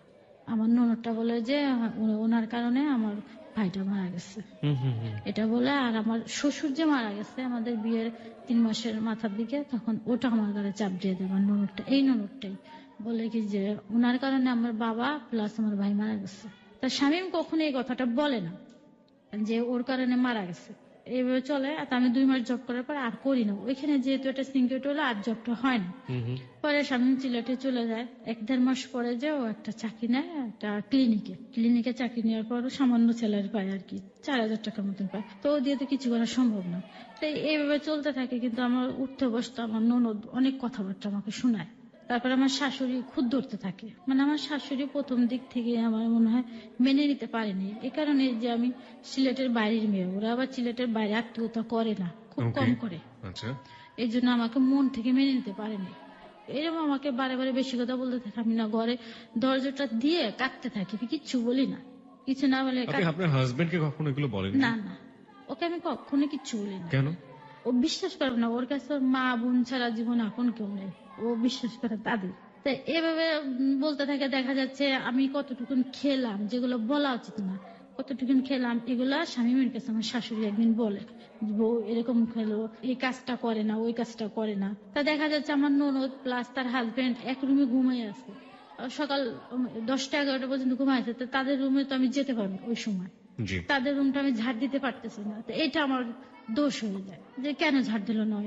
তাদের যে বলে যে তারা হাজবেন্ড ঘুমায় আছে, আমি কেন যাবো রুমটা, এটা তারা বুঝে না। ছোট ছোট বিষয় প্রিয় হ্যাঁ। শ্রোতা, কিন্তু এই ছোট ছোট বিষয়গুলো জীবনের জন্য কখনো কখনো অনেক বড় ধরনের দাগ কেটে যেতে পারে, যেগুলো আপনি শেষ পর্যায়ে গিয়ে বুঝতে পারবেন যে আসলে জীবনটা ধীরে ধীরে কতটা জটিল হয়ে যায় এইসব ছোট ছোট বিষয়গুলো জমতে জমতে। তারপরে এভাবে যেতে থাকে, এভাবে বিভিন্ন কথা বলা। দেখা যাচ্ছে সামান্য সরিষার তেল নিয়েও দেখা যাচ্ছে আমার ননদ আমাকে অনেক বেশি কথা বলে। তা আমি ঘরের ভিতরে কান্নাকাটি করি এই নিয়ে, যে কেন বলে। তখন আমার একটা ফুফু শাশুড়ি মেয়ে থাকে, ও আমার কান্না দেখে কাঁদে যে ভাবি তুমি, তোমার যে এত বেশি কথা বলে আমার খুব খারাপ লাগে। ওকে আবার আমি খুব আদর করতাম। জি। তো এভাবে চলতে থাকে। যার এক পর্যায়ে একদিন হয়েছে কি, স্বামী তো চলে আসে সিলেটে, ও থাকে একটা প্রাইভেট ক্লিনিকে চাকরি করে। একদিন হয়েছে কি, এক ধরনের মাছ আনছে যেগুলো আমি খাই না, কখনো খাই না ছোটবেলা, আমি এবার একটু বেছে বেছে খাই। কি মাছ? এটা বাইন জাতীয়, বাইনটা আমি খাই না। ইয়াম্মি, টেস্টি অনেক। ওকে, বাইন গুথুম যেগুলা বলে এগুলো আমি কখনো খাই না। ওকে।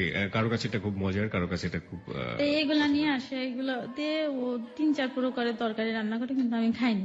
তা আমার শাশুড়ি প্লাস আমার হাজবেন্ডকে খাবার দিয়ে আমি না আমার রুমে চলে গেছি। রুমে যে ভাতটা নিয়ে গেছি, ভাত নিয়ে যে আমি স্রেফ মরিচ আর পেঁয়াজ দিয়ে খাওয়া শুরু করছি। ওকে। আমি কিছু বলি না, যেহেতু তার সামনে খেলে হয়তো তার খারাপ লাগতে পারে, জি। এর জন্য আমি কিছু নিয়ে নি। স্বামী বলতেছে যে মুক্তি কই গেল। ওর আবার ও দেশে ভাষা বেটি বলতো মেয়েদেরকে। ওকে, সিলেটি। হ্যাঁ, ওরা বেটি বলতো, কিন্তু এটা এদিক দিয়ে কিন্তু খারাপ ভাষা, কিন্তু ওদের দিকে মেয়েদের বেটি বলতো বা পুরি বলতো। এক দেশের বুলি আরেক দেশের গালি, একটা কথাই আছে এরকম। পুরি বলে ডাকতো বা বেটি বলে ডাকতো। বেটি দেখে এটা দেখলাম কই গেল। তার স্বামী উঠে যায়, দেখে কি যে আমি এভাবে ভাত খাইছি। তার রাত্রে পুরি এরকম ব্যাপারটা নিশ্চয়ই অনেক, এটা নিয়ে অনেক মজার জোকসও আছে। পুরি কিন্তু এক ধরনের খাবার, আপনার এটা নিশ্চয়ই আমি জানেন জানি, হোটেলে। হ্যাঁ, কিন্তু ওদের দেশে পুরিটা বেশি ব্যবহার করে, পুরি পোয়া হ্যাঁ, ছেলেদেরকে এবং পোয়া। পুরি ওদের হোটেলগুলোতে গিয়ে মোটেও বলবেন না যে পুরি খাবো বা এরকম কিছু একটা। না, এখন তো আমি জানি, আগে তো ওগুলো জানি। হ্যাঁ, অ্যাকশন এবং রিয়াকশন না, দুটোই হয়ে ওদের যাবে। কথাবার্তা অনেকে আমাদের এখান থেকে যদি কেউ গেছে কখনো বুঝতে পারে না, কথা বোঝে না, কিন্তু আমি তো সব বুঝি আস্তে জি, আস্তে। তারপর? আমাকে বলে কি রাত্রে পানি গরম করে নিয়ে আসো যখন ঘুমোইতে যাবো তখন। তা আমাকে বলছে কেন, কই পানি গরম করে নিয়ে আসো, বলছি পানি গরম করে এনে দিছি, মগে করে এনে দেওয়ার পরে আমি বলছে হরলিক্সটা গুলাও। তো হরলিক্স গুলাইতে বলছে, আমি হরলিক্স গুলাইছি, গুলানোর পরে বলছে এটা খাও। তাই আমি বলছি দেখো আমি তো গরম জিনিস যদি রাত্রে খাই আমার ঘুম এমনি কম, আমার ঘুম হবে না। ওকে। তা আমাকে বলতেছে তোমার এটা খেতে হবে। তাই আমি বলছি দেখো আমি খাবো না, তো আমি রাত্রে এটা খাবো না, আমার তো পেট ভরা, এখন আমি কিচ্ছু খাবো না। তো এক পর্যায়ে তুমি খাবা না কেন? কে জোর করছে? আমার হাজবেন্ড। ওকে। কেন খাবা না এটা? আমি বলছি দেখো আমি রাত্রে যদি খাই আমার সারা রাত একটু ঘুমাইতে পারবো না। এটা বলার পরে এক পর্যায়ে আমার একটা মুখে থাপ্পড় মারছে। থাপ্পড় মারার পরে আমি, কথায় না কথায় মানে খুব ও, তুচ্ছ বিষয় নিয়ে গায়ে হাত হ্যাঁ, তুলতো। ওর একটা সমস্যা কি, ও একটু রাগী, কিন্তু ও আবার যে হাতটা বা হাত দিয়ে মারতো বেশি, বা হাতে প্রচন্ড শক্তি। এবার আমি বলছি তুমি আমার থাপ্পড় দিলে কি, আমি এটা খাবোই না। এটা বলার পরে কাপটা ধরে মানে ফেলে দিয়ে ভেঙে ফেলছে। পরে আমাকে 2-3টা থাপ্পড় দিলে। আমি বলছি দেখো এটা নিয়ে বাড়াবাড়ি করো না, আশেপাশে মা ওরা রয়েছে শুনতে পাবে, এটা বললে আমাকে আমার বাপ মা তুলে বকা দিয়ে ইচ্ছা মতন মার। আশেপাশে আমার শাশুড়ি ননদ টনদ আসছে, এটা না শুনিয়ে মিলে আমার শাশুড়ি বলে কেন বেটি, কেন এত উচ্চস্বরে চিৎকার করে কেন, অমুক তো। আর ননদ, আমার ননদটা শোনা নাই কিছু নেই, ও যে আমার মুখে গেছে মার নিয়ে গেছে, কি জিনিস সেটা? মার? হাত নিয়ে গেছে আর কি মারার জন্য। আচ্ছা আচ্ছা। আমার এই ছোট ননদটা উনি হাত উনি নিয়ে, তো উনি তো আপনার হাজবেন্ডের চেয়ে বয়সে ছোট ছিল না, আপনার হ্যাঁ, ননদ? দুইটাই এই ননদ আপনার গায়ে হাত তোলার জন্য গিয়েছে? হ্যাঁ, যে আমাকে বলতেছে শ্যাট আপ এরকম বলছে। বলার পরে এই জিনিসটা আমি কিছু বলিনি, আমি মারছে, প্রচন্ড ভাবে মারছে, আমার জায়গায় জায়গায় লাল হয়ে গেছে আর কি, মারির চোটে পরে আস্তে আস্তে ওটা কালো হয়ে গেছে। তাই কালো হয়ে পরে এদিকে আমার দেবর 40 দিন যে একটা করা হয় না, মিলাদ দেয়, সেটার জন্য দেশের বাড়ি যেতে হবে। আমি তো তার সাথে কথাবার্তা বলি স্বাভাবিক, কিন্তু বাড়িতে যা দেখে আমার মুখে দাগ, হাত পায়ে দাগ। তো ওরা জিজ্ঞেস করে ভাবি কি হয়েছে, আমার চাচা তো নতুন, ওরা আমাকে খুব ভালো জানে, বাড়ির সবাই আমাকে খুব ভালো জানে। তা বলছে যে তোমার এখানে দাগ কেন? তা আমি বলছি কিচ্ছু না, এমনিতেই। তা আমি আর এটা বলিনি। তা বাসায় এসে ওই জিনিসটা স্বামীর খুব লাগছে, যে আমি আমার বউকে মারছি, বাস বলো কথা, তো তুই আমার ছোট বোন হয়ে কেন মার দিতে গেলি? ওই জিনিসটা ওই ধরছে, আমি তাকে কিচ্ছু বলিনি। তখন এটা ডেকে ওরা আমার শাশুড়িকে ডেকে বলছে আম্মা যে আমি মারছি, আফসানার তো উচিত হয়নি ওর গায়ে হাত তুলে যাওয়ার জন্য। তা আমার শাশুড়ি যে বুঝাইছে যে তোর তো আসলে জিনিসটা ভুল হয়েছে, তোর বড় বাবু তুই কেন গেছিস, তুই যে তোর বড় বাবুর কাছে ক্ষমা চা। তা বলতেছে আমি ক্ষমা চাইতে পারবো না। ও নুন যেটা আসছে, আসার পর নুনের ডেকে নিয়ে গেছে, এই তুমি এদিকে আসো, এটা আমার হাজবেন্ড, আমি যা বলবো তাই শুনবে, এটা বললো আর কি ওর হাজবেন্ডের কথা। তো এক পর্যায়ে কি বুঝাইছে ওর হাজবেন্ড প্লাস আমার শাশুড়ি কি বুঝাইছে, ওইটা যে ও যে আমার কাছে ক্ষমা চাবে না, এটার জন্য স্বামী কাঁদছে, যে আমার ছোট বোন আজ আমার কথা শুনলো না। ও চোখ দিয়ে পানি বের করে ফেলছে, কাঁদছে স্বামী। তারপরে আমি কই, তোমার বউ তোমাকে শিখাই দিছে কথাগুলো নাকি? আদৌ কিন্তু আমি কিছুই বলিনি তাকে। এটার জন্য পরে ও কি ভেবে বোঝানোর পরে আমার শাশুড়ি প্লাস নন্দ আমার কাছে ক্ষমা চাইছে। ক্ষমা চাওয়ার পর আমার শাশুড়ি বলছে যে ছোট মানুষ বুঝতে পারেনি, তুমি কিছু মনে করো না, তুমি ওর মাথায় হাত দিয়ে আদর করে দাও। আমি ঠিক সেটাই করলাম। করার পরে এটা নিয়ে এভাবে চলতে থাকে, কিন্তু আমার ননদ উঠতে বসতে আমাকে বিভিন্ন কথা শোনায়। আর আমার শাশুড়ি এই যে খাওয়ার খুঁটা দেয়, এটা সেটা করার পরে পরে আমি চিন্তা ভাবনা করলাম যে আমি চলে যাবো এখান থেকে। স্বামীকে শুধু বললাম যে তুমি যদি ভালো চাকরি করতে পারো তাহলে আমি চলে যাই, চাকরি করে যদি আলাদা বাসা নিতে পারো তাহলে আমি আসবো, তাছাড়া আমি আসবো না। প্রিয় শ্রোতা, আমরা একটা বিষয় এখানে লক্ষ্য করলাম যে এমন একজন বাঙালি নারীকে আমরা পাচ্ছি একবারে শাশ্বত। বেশিরভাগ সময় যেটা আমরা দেখে থাকি, এটা কোনো হিন্দি সিরিয়ালের গল্প না, দিস ইজ রিয়েলিটি।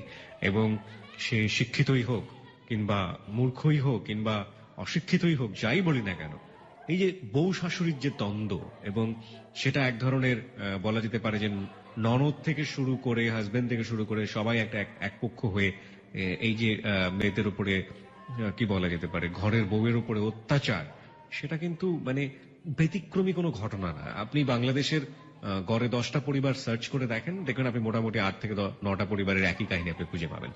যাই হোক, বরং না হওয়াটা একটু ব্যতিক্রম মনে হয়। আমরা সেরকমই একজন নারীকে আজকে পেয়েছি, যিনি গৃহে বিভিন্নভাবে মানসিক এবং শারীরিক টর্চারের শিকার হচ্ছেন।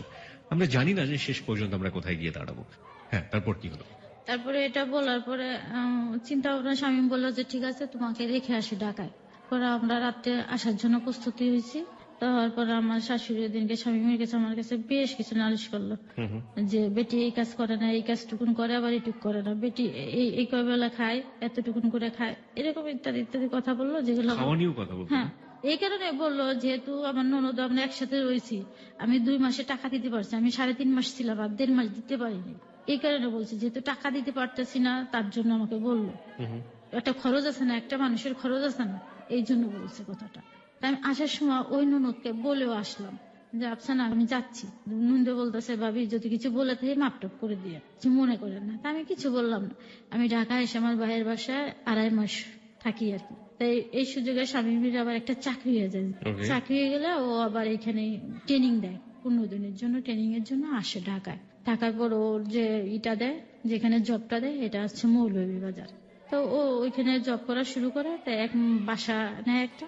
তারপরে আমাকে বললো যে ঠিক আছে তোমাকে নিতে আসবো, আমরা বাসা নিছি। ও আমাকে যেতে বললো, আমার ভাই আমাকে গাড়িতে উঠায় দেয়, আমি চলে যাই। পরে আমাদের যে আসবে মালটাল ছিল ওটা নিয়ে আমরা একটা ট্রাকে করে মৌলভীবাজার রাত্রে চলে আসি। চলে আসার পরে এই যে মৌলভীবাজারে শুরু হয় আমাদের। তো ওইখানে থাকা অবস্থায় দেখা যাচ্ছে ও চাকরি করে আসে, আমার শাশুড়ি হয়তো কিছুদিন আমার এখানে থাকে, আবার ননদের বাসায় চলে যায়। আমার এই ননদের বিয়ের পর থেকে, বিয়ে হয়েছে 8 বছরের মধ্যে, এই 8 বছরের মধ্যে আমার শাশুড়ি ওইখানেই থাকে বেশি। কারণ ওনার মেয়েকে নাকি উনি প্রচন্ড ভালোবাসে। ওনার মেয়ে নাকি কিচ্ছু বোঝে না, আমার শাশুড়ি মেয়েটা কিচ্ছু বোঝে না, নাকি একদম ছোট, এটা আমার শাশুড়ির ধারণা। কিন্তু তার একটা বাচ্চা আছে। এইভাবে যায়, কিন্তু আমার শাশুড়ি বাসায় থাকে না। স্বামী সকালে চলে যায় আর রাত্রে আসে, কোনোদিন লাঞ্চ টাইমে আসে আবার চলে যায়। এবার রাত্রে আমি প্রায় 10টা থাকি, কিন্তু বাড়িওয়ালারা খুব ভালো, আমাকে খুব ভালো জানে। তাই এই সময় যেতে যেতে যেতে একসময় আমার আমি কনসেপ্ট করি আর কি। বিয়ের কত মাস পর এটা হচ্ছে বা কত বছর পর? 2.5 বছর তো হবে। বিয়ের 2.5 বছর পরে আপনি কনসিভ করলেন? 2010-এ। ওকে, বিয়ের 2.5 বছর পরে আপনি কনসিভ করলেন। হ্যাঁ, তারপর? কনসেপ্ট করার পরে এটা স্বামী প্রথম দিকে এটা মেনে নিতে পারেনি। এটা বললো কি যে তুমি একটা কি বিপদে ফেলতেছো আমাকে। তাই আমি বলছি কি কেমন কি বিপদে, সব বাবারা খুশি হয় আর তুমি এখানে এরকম কথাটা আমাকে কেন বলছো। তো এক পর্যায়ে আস্তে আস্তে কিন্তু এটা মেনে নেয়, ও খুব খুশি যেহেতু বাচ্চা। দেখতে আমার পরীক্ষার জন্য প্রস্তুতিও নিতে হবে, ফাইনাল পরীক্ষা শুরু হয়ে যাবে। কি পরীক্ষা ওটা? আমি মাস্টার্স ফাইনাল দিব তখন। ওকে। এবার যেতে থাকে, তা আমি ঢাকায় আসি যাই, একা একাই আসি, যে আমাকে গাড়িতে তুলে দেয়, আসি আবার যাই রেজিস্ট্রেশন করার জন্য, ফর্ম ফিল আপ করার জন্য বারবার আসতে হয়, যেতে হয় আমাকে। ওই অবস্থায় আমার দেখা যাচ্ছে আমি সারাদিন কিছু খেতাম না, ওই অবস্থায় খেতে পারতাম না। কিছু খেলে একটু পানি খেলে আমি বমি করে ওটা ফেলে দিতাম। আর স্বামী চলে যেত সকালে, আর আসতো 8টা বেজে যেত, 8টা 9টা বেজে যেত। তো আমাকে দেখাশোনার জন্য কেউ থাকে না। তা বাড়ি এলি, তারপরে বাড়ি এলির যে জাটা ছিল ওরা আমাকে খুব কেয়ার করতো, যে তুমি কি করতেছো, কি খাচ্ছ, এই সময় তোমার কাছে একজন লোক থাকা উচিত, তোমার শাশুড়ি তো থাকতে পারে, এটা আমাকে বলে। তা আমি তাকে বলি কি যে আমার শাশুড়ি তো আসলে আমার ননদের বাচ্চার জন্য মায়া বেশি, ওইখানে থাকে, এটা বলে কাটিয়ে দিতাম। তো একদিন এরকম অবস্থা, আমার বাচ্চাটা পেটে থাকা অবস্থা, আমি স্বামীকে বলি দেখো এই অবস্থা সবাই প্রশ্ন করে, তোমার শাশুড়িটা তো থাকতে পারে, তুমি অসুস্থ। এটা বলাতে স্বামী খুব রাগ করে যে কেন মার কথা তুমি এগুলো বলবা, আমার মার যেখানে ভালো লাগে সেখানে থাকবে। জি। তো এটা নিয়ে আমি কিছু কিছু বলি না, এভাবে যায় যেতে থাকে। তা যখন আমার 5 মাস এভাবে চলে আসে, তা তখন আমার ফাইনাল পরীক্ষা শুরু হয়ে যায়।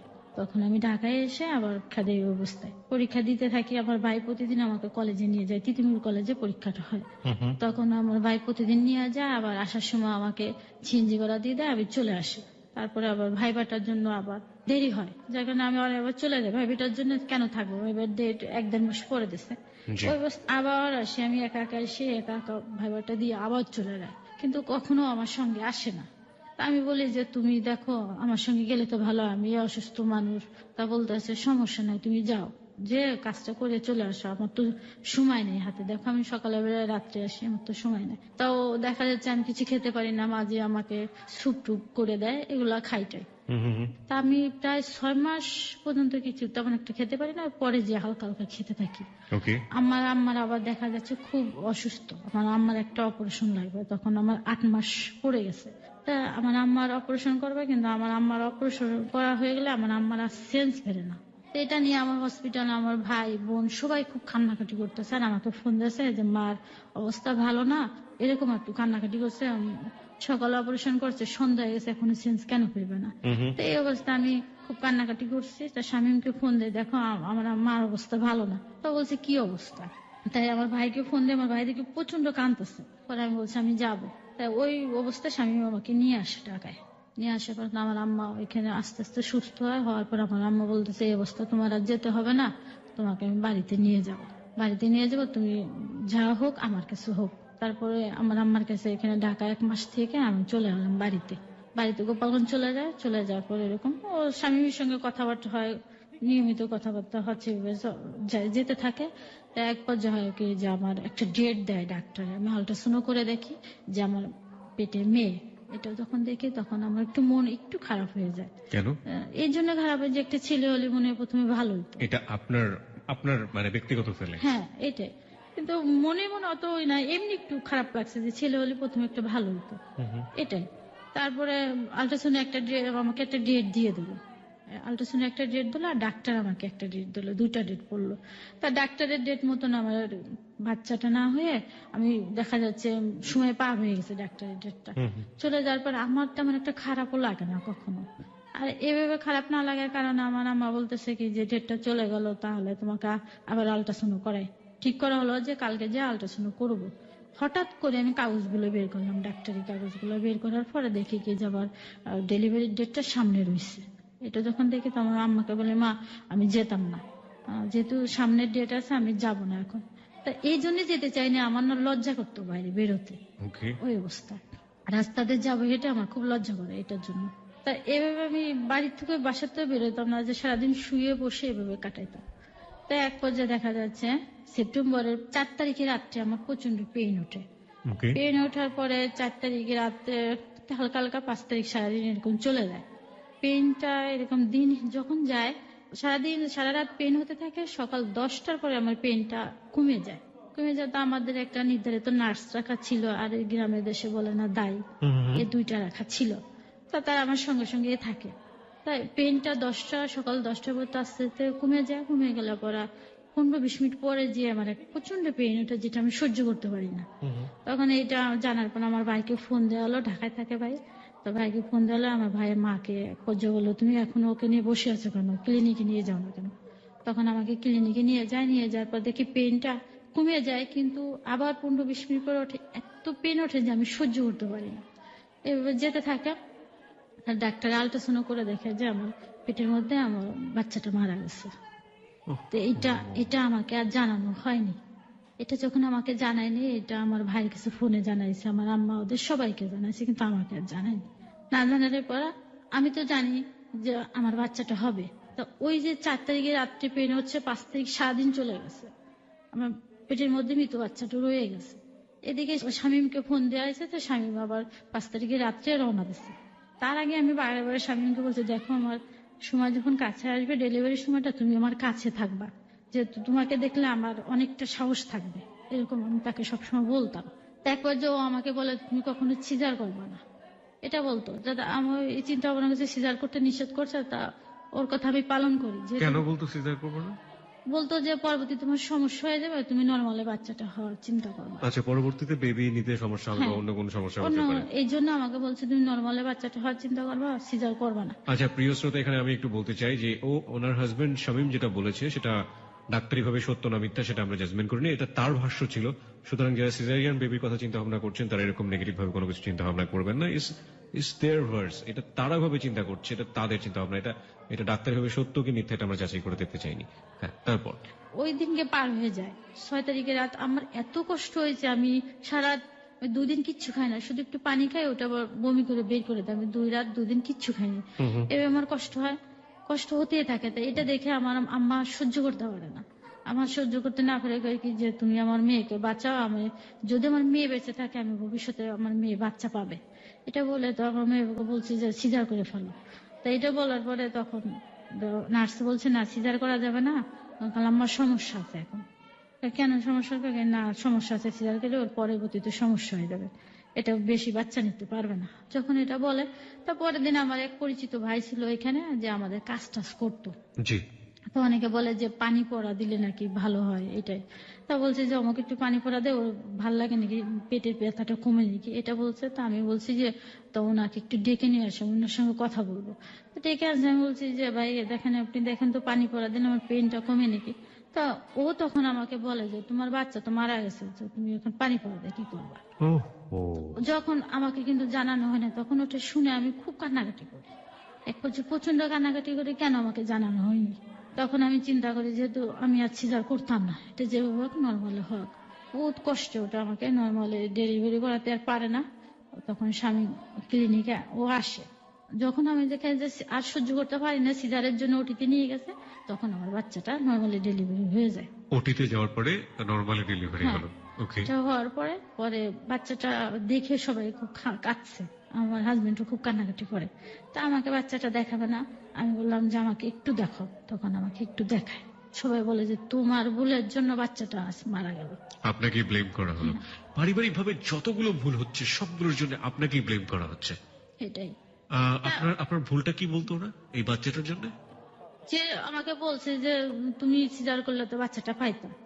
তা আমি বলছি যে সিজার আর আগে যে সিজার করবো, আমার যেহেতু কোনো রকম খারাপ লাগেনি কখনো, এই জন্য আমি বুঝতে পারিনি। আর আমার এই ধারণাটা কম ছিল।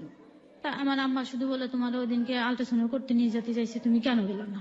তা আমি বড় চিন্তা করে দেখলাম, আসলে এটা আমারও তো ভুল। আমি যদি আল্ট্রাসাউন্ড করে দেখতাম আমার বাচ্চাটা কি পজিশনে আছে, তাহলে তো আমি করতে পারতাম, যাই হোক একটা। তখন বলে যে বাচ্চাটা যেরকম হয়েছে, এটা আসলে এরকম বাচ্চা আমরা কখনো দেখি নাই, খুবই সুন্দর হয়েছে নাকি বলে। বেবিটাকে কি করা হয়? বেবিটাকে দাফন করানো হয় তখন। পারিবারিক ভাবে আপনারা হ্যাঁ, দাফন করেন? হ্যাঁ। ওকে। আমার ছোট ভাই আর আরেকটা ভাই ছিল, এরা দুজন দাফন করে। এবার যাই, আমি তো অসুস্থ থাকি, 1 সপ্তাহ 1.5 সপ্তাহ থাকে। তখন ছিল ঈদ, আবার ঈদের সময় ছিল। আমি তো মনে করছি যে আমার কোনো সমস্যা নেই, কিন্তু ওই যে যে আমার বাচ্চাটা হওয়ার জন্য ওরা আমাকে অনেক করছে আর কি। আমার পরে এক ধরনের ইন্টারনাল যে কাজগুলো করে ওটা করছে, করার পর আমার অনেক সমস্যা গেছে পেটের ভিতর। এটা তো বুঝতে পারিনি কখনো। এই সুযোগে এর মাঝখানে ঘটনা হয়ে গেছে, আমি যখন বাচ্চা হওয়ার জন্য আমার বাপের বাড়ি যায়, তখন আমার ননদ সাথে তার হাজবেন্ডের সমস্যা সৃষ্টি হয়ে গেছে। আমার শাশুড়ি কিন্তু কখনো আমার কাছে থাকেনি আমার বাচ্চার সময়। আমি যখন বাচ্চা হতে আমাদের বাড়ি চলে আসছি, তখন যেহেতু স্বামী একা একা থাকে, রান্না বান্না কে করে দেবে, আমার শাশুড়ি বাসায় থাকতো। থাকার কারণে আমার চাচাতো ননদটাকে স্বামী আবার এনে বোনের বাসায় রেখে দেয়। আমার ননদ আবার এক টিউশনি পড়তো। আমার নুন যেটা ওর উপর একটা শারীরিক নির্যাতন চালায় আর কি। কাকে করে এটা? এটা যে চাচাতো বোনটাকে এনে দেয়, তারপরে ওহো। এটা নিয়ে একটু পারিবারিক ভাবে দ্বন্দ্ব সৃষ্টি হয়ে যায়, তাদের ফ্যামিলির সাথে ফ্যামিলির একটা দ্বন্দ্ব শুরু হয়ে যায়, যেটা বোঝা যায়। মেয়েটা বুঝতে পারিনি, পরে এক পর্যায়ে মাকে জানাই দেয়। জানা দিলে এটা নিয়ে এক পর্যায়ে কথা কাটাকাটি হয়। কথা কাটাকাটি হলে তাই বাসাতে এটা নিয়ে ওই আমার শাশুড়ি প্লাস আমার নুনদে এটা অস্বীকার করে, আমার নুনদেটা যে আমি এই কাজ করি নাই।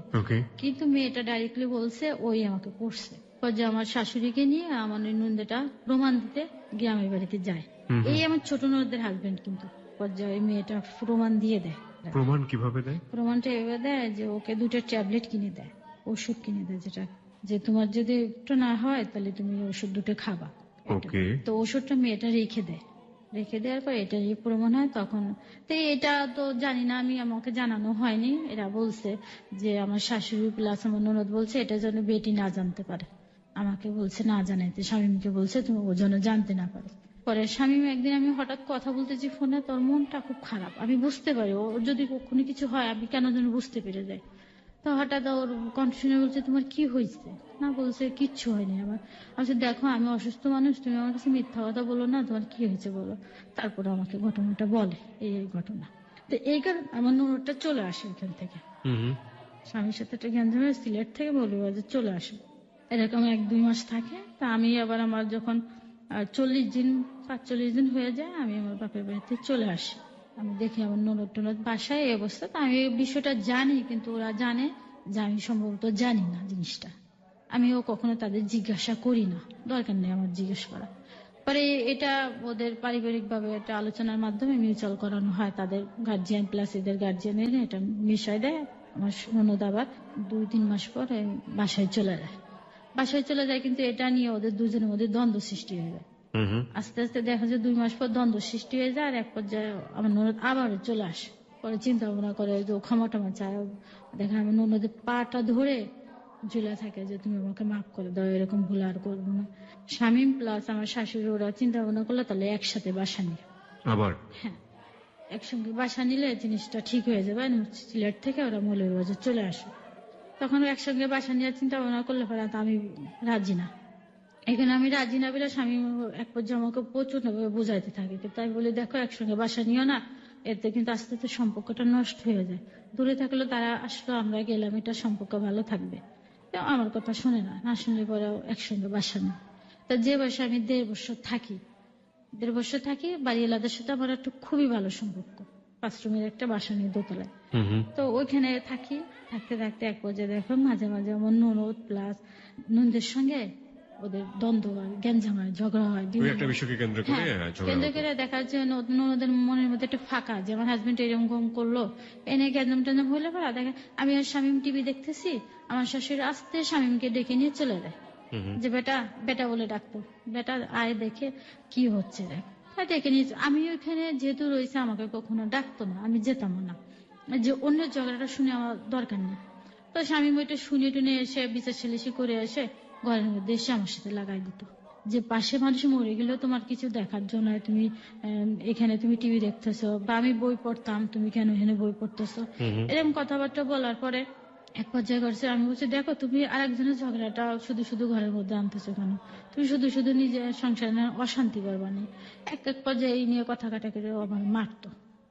আর তাছাড়া এমনি যখন আমার মারতো যাই হোক ওটা আমি ভুলে যাই, তার সাথে আমি খুব সুন্দরভাবে সংসার কিন্তু করি। আমি প্রচন্ড ভাবে ইয়ার্কি ফজলিমতি তার সঙ্গে করি, প্রচন্ড ভাবে ফান করি, দুজন মজাও করি, এরকম যায় আমাদের। তো এভাবে এরকম হয় কেন ওদের হয়, কিন্তু ওই জ্যাসটা স্বামী এসে আমার উপরে খাটায়। এভাবে চলতে থাকে, এভাবে দেখা যায় 2-3 বার এরকম সংসার হয়। তা আবার একদিন ওরকম যে ওদের দুজনের মধ্যে গ্যাঞ্জাম হয়েছে স্বামী স্ত্রীর মধ্যে, ওইরকম আমার শাশুড়ি আবার স্বামীকে ডেকে নিয়ে গেছে। ডেকে নিয়ে যাওয়ার পরে আমাকে আর বলিনি ওই বিষয়টি নিয়ে, আমার হাজবেন্ড আবার আমাকে মারছে। মারার পরে এখন আমার ননদ চিন্তা করছে তার হাজবেন্ডকে ছেড়ে দেবে, তার সংসার আর করবে না। পরে তার ওর হাজবেন্ড চলে যাওয়ার পরে এই তো কি ঘুমের ট্যাবলেট খাইছে, কি জানি কি কি খেয়ে দে অস্থির, এখন সে বউ ছাড়া বাঁচবে না, এটা ইত্যাদি ইত্যাদি। প্রায় 10-12 দিন ভিন্ন হয়েছে জামাই থেকে, কিন্তু জামাই পাগল হয়ে গেছে বউকে নেওয়ার জন্য। এইভাবে করার পরে তার লোকজন ডাকানো হয়েছে, যে একটা সালিশি বিচার যেটাকে বলে এই সেটা ঘটনার সাথে কি আপনার ঘটনার কোনো রেশ বা কোনো হ্যাঁ, যোগাযোগ আছে? হ্যাঁ, হ্যাঁ। আচ্ছা, ঠিক আছে।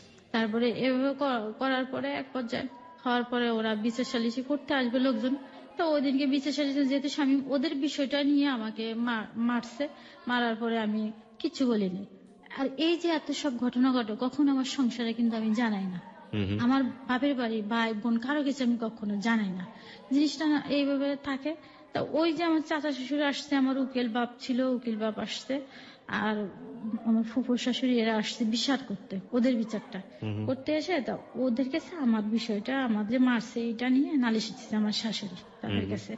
তারপর ওরা আমার ফুফু শাশুড়ি এসে জিজ্ঞেস করতেছে যে কি হয়েছে, তোমার মন খারাপ? আমাকে না ফুফু কিচ্ছু হয়নি।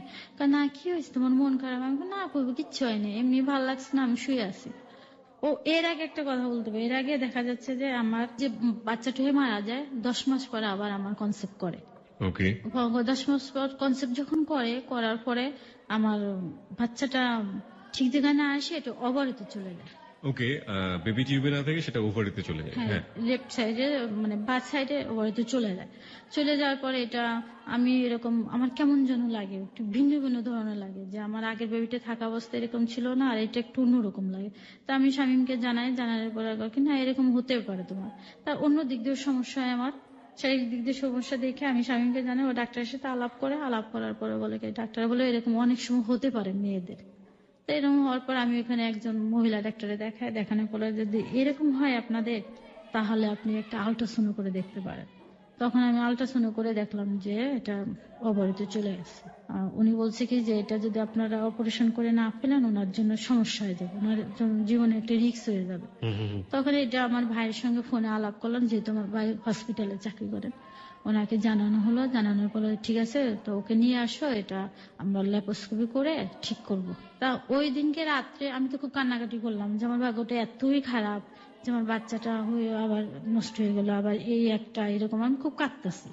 তো কান্নাকাটি করার পরে রাত্রে গাড়িতে আমরা চলে আসলাম ঢাকায়, মানে এই হসপিটালে ক্লিনিকে টেস্টের জন্য আমাকে সারাদিন ওই অবস্থায় দৌড়ের পর রাখা হলো। আপনি ঘটনাটা যে জায়গাটা ছেড়েছিলেন ওখানে কিন্তু আবার ফিরে যেতে হবে। হ্যাঁ, হ্যাঁ। তাই এটা এইভাবে করতে থাকার পরে আমাকে ডাক্তার বললো যে এইখানে এসে আবার 2টা টেস্ট করালো, আবার আল্ট্রাসাউন্ড করা, যে ওই রিপোর্টটা হয়তো ভুল হতে পারে। পরে দেখে না যে একই সমস্যাটা একই। তা বলছে দেখি আমরা ল্যাপ্রোস্কোপি করে এটা ঠিক করাতে পারি কিনা। তা যে পজিশনে আছে এটা ল্যাপ্রোস্কোপি করানো যাবে না। তখন বললো ওনাকে অপারেশন করা ছাড়া কোনো গতি নেই। তখন ওরা বললো যে ঠিক আছে রাত্রে আমরা অপারেশনের ব্যাপারে চিন্তা ভাবনা করবো, যদি ওনার সন্ধ্যার সময় প্রচন্ড পেইন ওঠে তাহলে কিন্তু অপারেশন করতেই হবে। তা ঠিকই আমি সারাদিন ওই যে বসে থেকে টেস্ট করানোর পরে দেখি সন্ধ্যার পরে আমার প্রচন্ড পেইন, যে আমি সহ্য করতে পারতেছি না। তারপরে রাত্রে 8টার দিকে আমার অপারেশন হয়ে যায়। অপারেশন হয়ে যাওয়ার পরে আমার বাঁ সাইডের টিউব একটা ফেলে দেওয়া হয়। একটা টিউব ফেলে দেওয়া হলো। হ্যাঁ, একটা টিউব ফেলে দেওয়ার পরে তারা ডাক্তারের তত্ত্বাবধানে থাকি কয়েক মাস পর পর, 1 মাস পর পর না ডাক্তার দেখাতে হয় আমাকে। তো এইভাবে আমি 15 দিন থাকি। আর এর আগে আমি অনেক আগে কলেজের চাকরির জন্য ভাইবা দিয়ে আসছি। তা যেদিন অপারেশন করাবো 4 তারিখে সেপ্টেম্বরের 4 থেকে 2011 সাল ছিল এটা। তখন ওই দিনকে আমার ফোন আসছে আমার চাকরিটা হয়ে গেছে, কলেজের চাকরিটা হয়ে গেছে। তখন ও স্বামী ফোন দিয়ে তাদেরকে জানায় দেখেন উনি তো একটু অসুস্থ, হসপিটালে আছে, ওনার একটা অপারেশন হয়েছে, ওনাকে একটু সময় দেন, সামনে মাসে যে উনি জয়েন করবে। তো ওরা কথাটা মেনে নিল আর কি। তারপরে আমার তো অপারেশন হয়ে যায়, তাই একদিন চাকরির জন্য বারবার ওরা ফোন দেয় ওইখান থেকে, কলেজ থেকে। তা আমাকে 15 দিন পর আমাকে ঢাকা থেকে নিয়ে যাওয়া হয়, স্বামী এসে আবার নিয়ে যায়।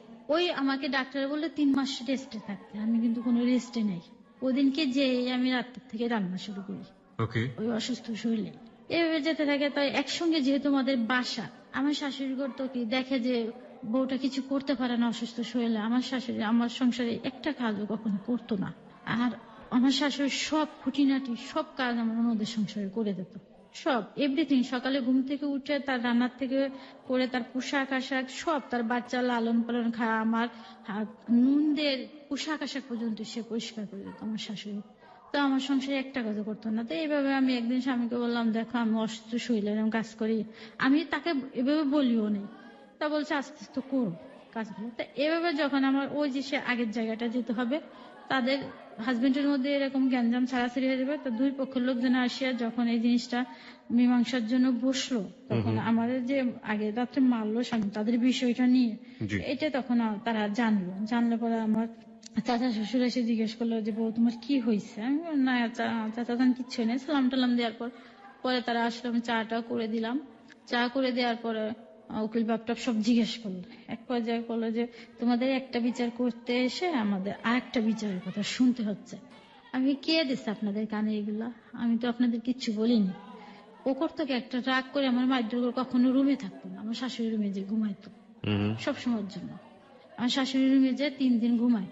তারপর শাশুড়ি বলছে যে তুমি এক জায়গায়, ছেলেটা এক জায়গায় কেমন দেখায়, তুমি তোমার জামাইকে নিয়ে আসো।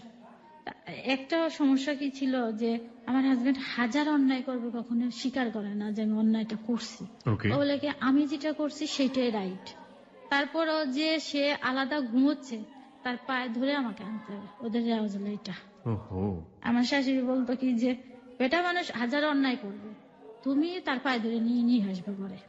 তারপর আমার ফুফো শাশুড়ি এসে বললো যে যাও তুমি বেটাকে নিয়ে আসো, যেহেতু ওই রুমে কেমন লাগে।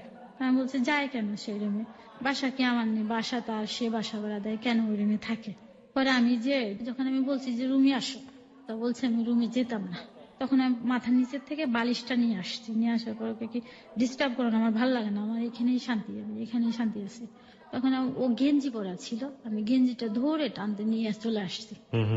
অবস্থা বাসায় নিয়ে আসার পর আমাদের আবার ঠিক হয়ে গেছে এগুলা, আমরা আবার স্বাভাবিক সংসার করি। কিন্তু কথা হয়েছে একটা, তুমি আলাদা বাসা নেবা না ওরা আলাদা বাসা নেবে, দুইটার একটা, না হলে সময় আমি থাকতে পারবো না। আমি একটা জিনিস যেটা বুঝছি আপনার কথা শুনে, একটা শাশ্বত আবহমান বাংলার বধূ যেটাকে বলে, পারিবারিক সমস্যায় জর্জরিত, এবং এই সমস্যাগুলোকে আসলে খুব বড় আকারের সমস্যা বলবেন নাকি খুব ছোট আকারের সমস্যা বলবেন এটা আপনাদের ব্যক্তিগত ব্যাপার। তবে এই সমস্যাগুলো প্রত্যেকটা মেয়েই কম বেশি ফেস করে এই ফ্যামিলিগুলোতে। এবং শাশুড়ির সাথে যে একটা মনোমালিন্য, ননদের সাথে একটা মনোমালিন্য, হাজবেন্ড সেখানে কতটা সক্রিয় ভূমিকা পালন করছে, ওয়াইফকে কতটা সাপোর্ট করছে, সেখানে একটা মনোকষ্ট, সবকিছু মিলিয়ে একটা গ্রাফ আজকে এখানে পরিষ্কার হচ্ছে। নম্বর হচ্ছে আড়ালে কিন্তু প্রকৃতি অনেক বড় একটা ক্ষতি করে দিচ্ছে, আপনারা ঠিক বুঝতে পারছেন কিনা জানি না। সেটা হচ্ছে একবার তার সন্তান হওয়ার কথা, সে মৃত সন্তান প্রসব করলো। দ্বিতীয়বার সন্তান আসলো পেটে, কিন্তু সন্তান যেখানে থাকার কথা সেখানে না থেকে সেটা থাকলো অন্য একটা জায়গাতে। ডাক্তারের ভাষাতে এটাকে খুব সুন্দর করে বোঝানো সম্ভব। আমরা অ্যাজ এ হোল বলতে পারি যে যে জায়গাটায় বেবিটা থাকার কথা ছিল সেই জায়গাটা বেবিটা ছিল না, ছিল অন্য একটা জায়গায় শরীরের মধ্যে, এবং যে কারণে তার একটা টিউবকে ফেলে দিতে হলো, যেটা তার জন্য একটা মারাত্মক রিস্ক হয়ে গেল পরবর্তীতে বেবি নেওয়ার ক্ষেত্রে।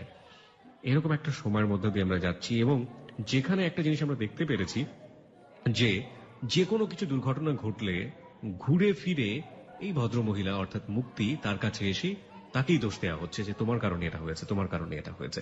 এবং ইনি ওই যে আবার বললাম গ্রাম বাংলার একেবারে আবহমান কালের যে শাশ্বত বাংলার বধূ, সে সবকিছুই মুখ বন্ধ করে চুপ করে সহ্য করছে, না বলছে তার হাজবেন্ডকে, না বলছে তার বাপের বাড়ির কাউকে। এবং এটা শেষ পর্যন্ত কোথায় যায় এটাই এখন দেখার বিষয়। তারপর কি হলো একটু জানতে চাই। তারপরে আমার ননদরা আলাদা বাসা নিল, আমরা আলাদা বাসা নিলাম, এভাবে থাকে। হুম। গত বছর রমজানের ল্যাপ্রোস্কোপি করার জন্য সিলেটে এক ডাক্তার, মহিলা গাইনি ডাক্তারের সাথে আলাপ করলো। তো প্রথম রমজান আমাকে নিয়ে যাবে আলাপ করার জন্য। ওদিনই আমার কলেজ থেকে নিয়ে যায়। তো কলেজে তো আমি বোরকা পরে কখনো যাইনি, এভাবে যাই যেভাবে আছি এখন। তো ও তখন আমাকে বললো কি যে চলো আমার আরেক ননদের বাড়িতে, সিলেট ওদের বাড়িতে, ওইখানে সিলেট। তো ওখানে যেতে বলে, আমি বলছি দেখো ওদের বাসাতে আমি বোরকা পরা ছাড়া কখনো যাইনি, গেলে ওরা সমালোচনা করবো, আমি এই অবস্থা যাবো না। তো এক পর্যায়ে কেন যাবো না তুমি? তার বলছে এই অবস্থা যা ঠিক হবে না। তারা বলছে কি ঠিক আছে তুমি না যা, আমি যাবো, তোমাকে আমি গাড়িতে তুলে দিই।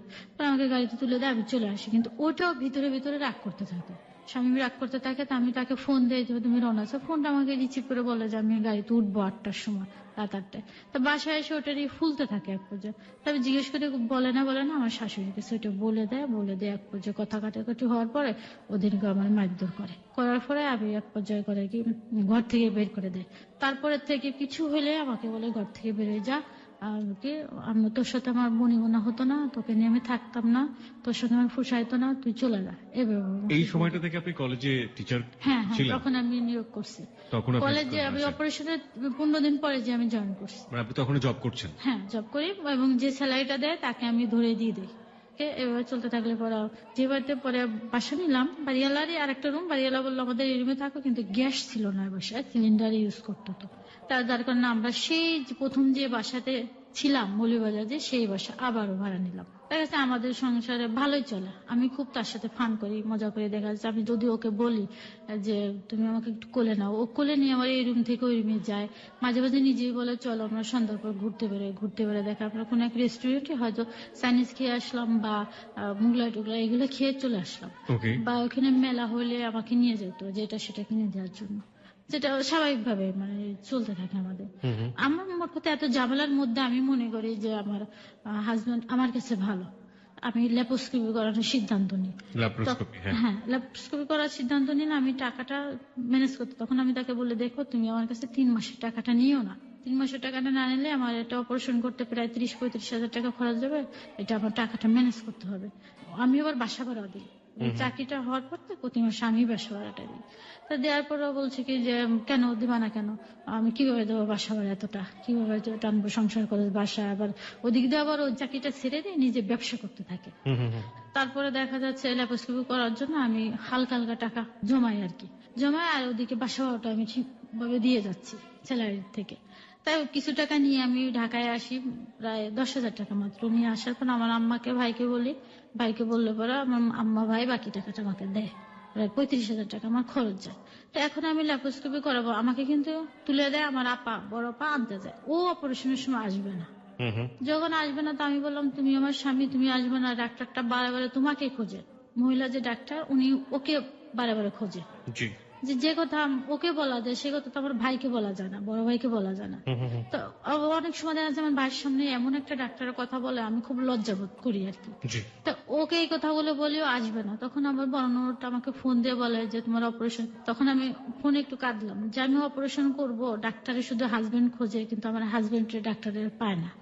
পরে এটা আমার ননদ সম্ভবত বড়টা বুঝাইছে, ওকে বোঝানোর পরে বলতেছে যে ঠিক আছে আমি আসবো, কিন্তু আমার কাছে কোনো টাকা নেই। আচ্ছা আচ্ছা। যখন এই কথা বললাম তো আমি বলছি তুমি টাকা ম্যানেজ করে আসো, অন্য অন্য কাজের সময় তো তুমি ঠিকই টাকাটা ম্যানেজ করতে পারো, এখন তুমি পারবা না। তখনও 5,000 টাকা ধার করে নিয়ে আসে। হুম হুম। এসে আমাকে বলতেছে অপারেশনের দিন, আমি যখন অপারেশন করতে যাব, ল্যাপারোস্কোপিটা করাবো, তখন আমার বলতেছে এই টাকাটা কিন্তু তুমি যেয়ে দিয়ে দিবা। আমাকে ফার্স্ট বলতেছে, আমাকে বলতেছে মানে সেই এসব কথা। না, এসে অন্য কথা ভালো মন্দ বলার পরে ওইসব কথা আচ্ছা বলছে। ঠিক আছে। তা আমি রাজি হয়েছি, ঠিক আছে তোমার টাকা আমি দিয়ে দেবো, 5,000 টাকা নিয়ে আসছো আমি দিয়ে দেবো। হুম হুম। তা এই যে আমি অপারেশনটা করছি, ল্যাপারোস্কোপিটা করাইলাম প্রাইভেট ক্লিনিকে, এখানে 35,000 টাকা খরচ, ওর মধ্যে আমার হাজবেন্ড আমাকে 1 টাকাও দেয়নি। না দিলে পরা উল্টা আমাকে বলতেছে তুমি আমার মোবাইল কিনে দাও, যেহেতু যে মোবাইলটা আছে তার কাছে তার ভালো লাগতেছে না। হুম হুম। তখন বলছে আমার মোবাইল কিনে দাও, আমার আম্মাকে বললাম, আমার আম্মা একটা মোবাইল কেনার টাকা দিল, দেওয়ার পর ও মোবাইল নিজে এসে 10 নম্বর থেকে কিনে নিয়ে যায়। হুম হুম। আসা যাওয়ার ভাড়াটা শুধু আমার হাজবেন্ড দেয়। পর অপারেশন করলাম আমি ফেব্রুয়ারির 27 তারিখে, অপারেশন করে 28 তারিখে আমার রিলিজ দিয়ে দেয়, একদিন রাখে। আমি 1 তারিখে চলে আসি, মৌলভীবাজার চলে যায়, 1 তারিখে চলে যায়, 2 তারিখে যে আমি আবার কলেজে জয়েন করি, যে আমার পেটে কিন্তু পুরো ব্যান্ডেজ করা। ওই অবস্থায় কলেজে যাই, তা দেখে আমার কলেজের স্যার ম্যাডামরা বলতেছে আপনি এই অবস্থায় কেন আসছেন, আপনি দরকার ছুটি নেন। আমি কি আচ্ছা ছুটির জন্য আমি স্যারের সঙ্গে কথা বলবো, প্রিন্সিপাল স্যারের সঙ্গে। আমাকে রিক্সা ওঠা বারণ, তো আমাকে বাইকে করে দিয়ে আসে, কিন্তু আসতে সময় আমি হেঁটে হেঁটে আস্তে আস্তে করে আসি। তো আমি বললাম তুমি আমাকে একটু নিয়ে যাও, আমার খুব কষ্ট হচ্ছে। তা বলছে তুমি হেঁটে হেঁটে আসো। তা আমি হেঁটে হেঁটে বাসায় চলে আসি, যেখানে 10 মিনিটের রাস্তা আমি প্রায় আধা ঘন্টা এরকম লেগছে আমার হাঁটতে আর কি। ও তো কাজে বেরোয় চলে গেছে, রাত্রে রান্না কি করবে। 3 দিন আবার আমার শাশুড়ি রান্না করছিল। আমার শাশুড়ি কিন্তু কখনো সংসারে কাজ করে না, ওনার ব্যক্তিগত কাজ ছাড়া। তারপরে আমি রাত্রে কি রান্না করবে, দেখা যাচ্ছে আমি রাত্রের জন্য ফ্রিজের থেকে মাংস বের করতে গেছি। বের করতে গেছি, ওই জিনিসটা মাংসটা আমি ফ্রিজে যে পাইনি। যখন পাইনি তা আমি এবার জিজ্ঞেস করলাম, আমার শাশুড়ি নামাজ পড়তেছে, আমি বললাম যে মা মাংসটা কোথায়। তা বলছে তুমি যার পরের দিন আমি রান্না করে খেয়ে ফেলছি। তা আমি বলার মধ্যে বললাম যে আমি না 1.5 কেজি মাংস রান্না করে রেখে গেলাম, যেহেতু আমি একদিন আসি মাঝখানে। তো এই কথা বলার পর আমি ভালো মন্দ কিচ্ছু বলি না, আমার শাশুড়ি আমার বেশ কয়েকটা কথা শোনাইল। শোনানোর পরে আমি বসে আছি। তা রাত্রে স্বামী আসার পরে স্বামী বলতেছে তোমার মন খারাপ কেন। আমি বলছি আমার কিছু হয়নি। তারপরে কি যে না তোমার মনে এরকম, আমি কলেজের গল্পগুলো করতেছি যে কলেজে আজকে এরকম হলো, প্রতিদিনই গল্প করতাম কলেজেরটা এসে। তা আমার শাশুড়ি এসে কান্না করে ওটা নালিশ করে দিছে। যখন বলে দিয়েছে, বলে দেওয়ার পর স্বামী মানে কিছু না শুনে না যাচাই করে আমাকে বেশ কয়েকটা কথা বললো। বেশি কথা বললো, ঘর থেকে বেরিয়ে চলে যায়। রাত্রে এসে আমার শাশুড়ি আর স্বামী একা একা ভাত খেয়ে ফেললো। আমি কিন্তু অসুস্থ শরীর, অপারেশন করা, আমার টাইম মতন ওষুধ খেতে হয়, আমি খাইনি। তখন আমাকে বললো না, আমি ওইটা মনে মনে খুব ধরে রাখছি যে কেন সে আমাকে ছাড়া কখনো ভাত খায় না, আজকে ভাত খেলাম, আমি আজকে ভাত খাবো না, এরকম একটা চিন্তা ভাবনা নিছি। তো এইখানে হয় কি ওই দিনকে রাত্রে আমাকে খুব মারে আর কি। শাশুড়ি খাটের পাশে দাঁড়ায় থাকে, আর ও আমাকে ওই অপারেশন করা অবস্থা প্রচন্ড আগে মারে। মারধর করলে আমি রাত্রে আমার আপাকে ফোন দিই, আমি আমার আপাকে জানাতে বাধ্য হই যে আপা আমাকে যদি বাঁচাতে চাস তাহলে নিয়ে যা আমাকে, কি হয়েছে এই ঘটনা। হুম হুম। ওই অবস্থায় ঘর থেকে বের করে দেয় আর কি। আমি ঘর থেকে প্রায় 1 বছর ধরে যখন শুনতে পাচ্ছি আমার এরকম সমস্যা, পেটে আমার বাচ্চা কাচ্চা এরকম হবে না সমস্যা, তখন থেকে আমার সে ঘর থেকে বের করে দেয়, কিন্তু কখনো আমি বেরোই না। আচ্ছা দাঁড়ান দাঁড়ান, আপনি একটু আগে বলছিলেন যে আপনার পেটে বাচ্চা কাচ্চা হবে না, হবে না ব্যাপারটা কে বললো? এটা ডাক্তারে বলছে, যেহেতু এই যে ল্যাপারোস্কোপিটা করাইলাম আবার, হুম হুম। এটা ডাক্তারে বলছে যে এখন আপনারা বাচ্চা যে আরেকটা টিউব আছে ওইটা সমস্যা দেখা দিচ্ছে। আচ্ছা। এই সমস্যাটা দেখা যাচ্ছে, ওই সমস্যা বলতে ওটা ব্লক দেখা দিচ্ছে। ব্লক, হ্যাঁ। হ্যাঁ, এটা দেখা দেওয়ার পরে না বলতেছে আমার হাজবেন্ডকে ডেকে ডাক্তার বলছে আপনারা একটা কাজ করতে পারেন, আপনারও সমস্যা নেই, স্ত্রীরও ঠিক আছে, তো আপনারা টিউবের বাচ্চা নিতে পারেন, টেস্ট টেস্ট টিউব, টিউবের, ওকে। হ্যাঁ নিতে পারেন। তো আমার হাজবেন্ড রাজি না। তা রাজি না হলে পরে ওকে কি যে আমি নিতে পারবো না। তো আমি মাঝে মাঝে খুব কান্নাকাটি করার পরে এক পর্যায়ে কই, ঠিক আছে তোমার যদি টাকা থাকে তুমি নাও, আমি এর ভিতরে নেই, এটা বললো।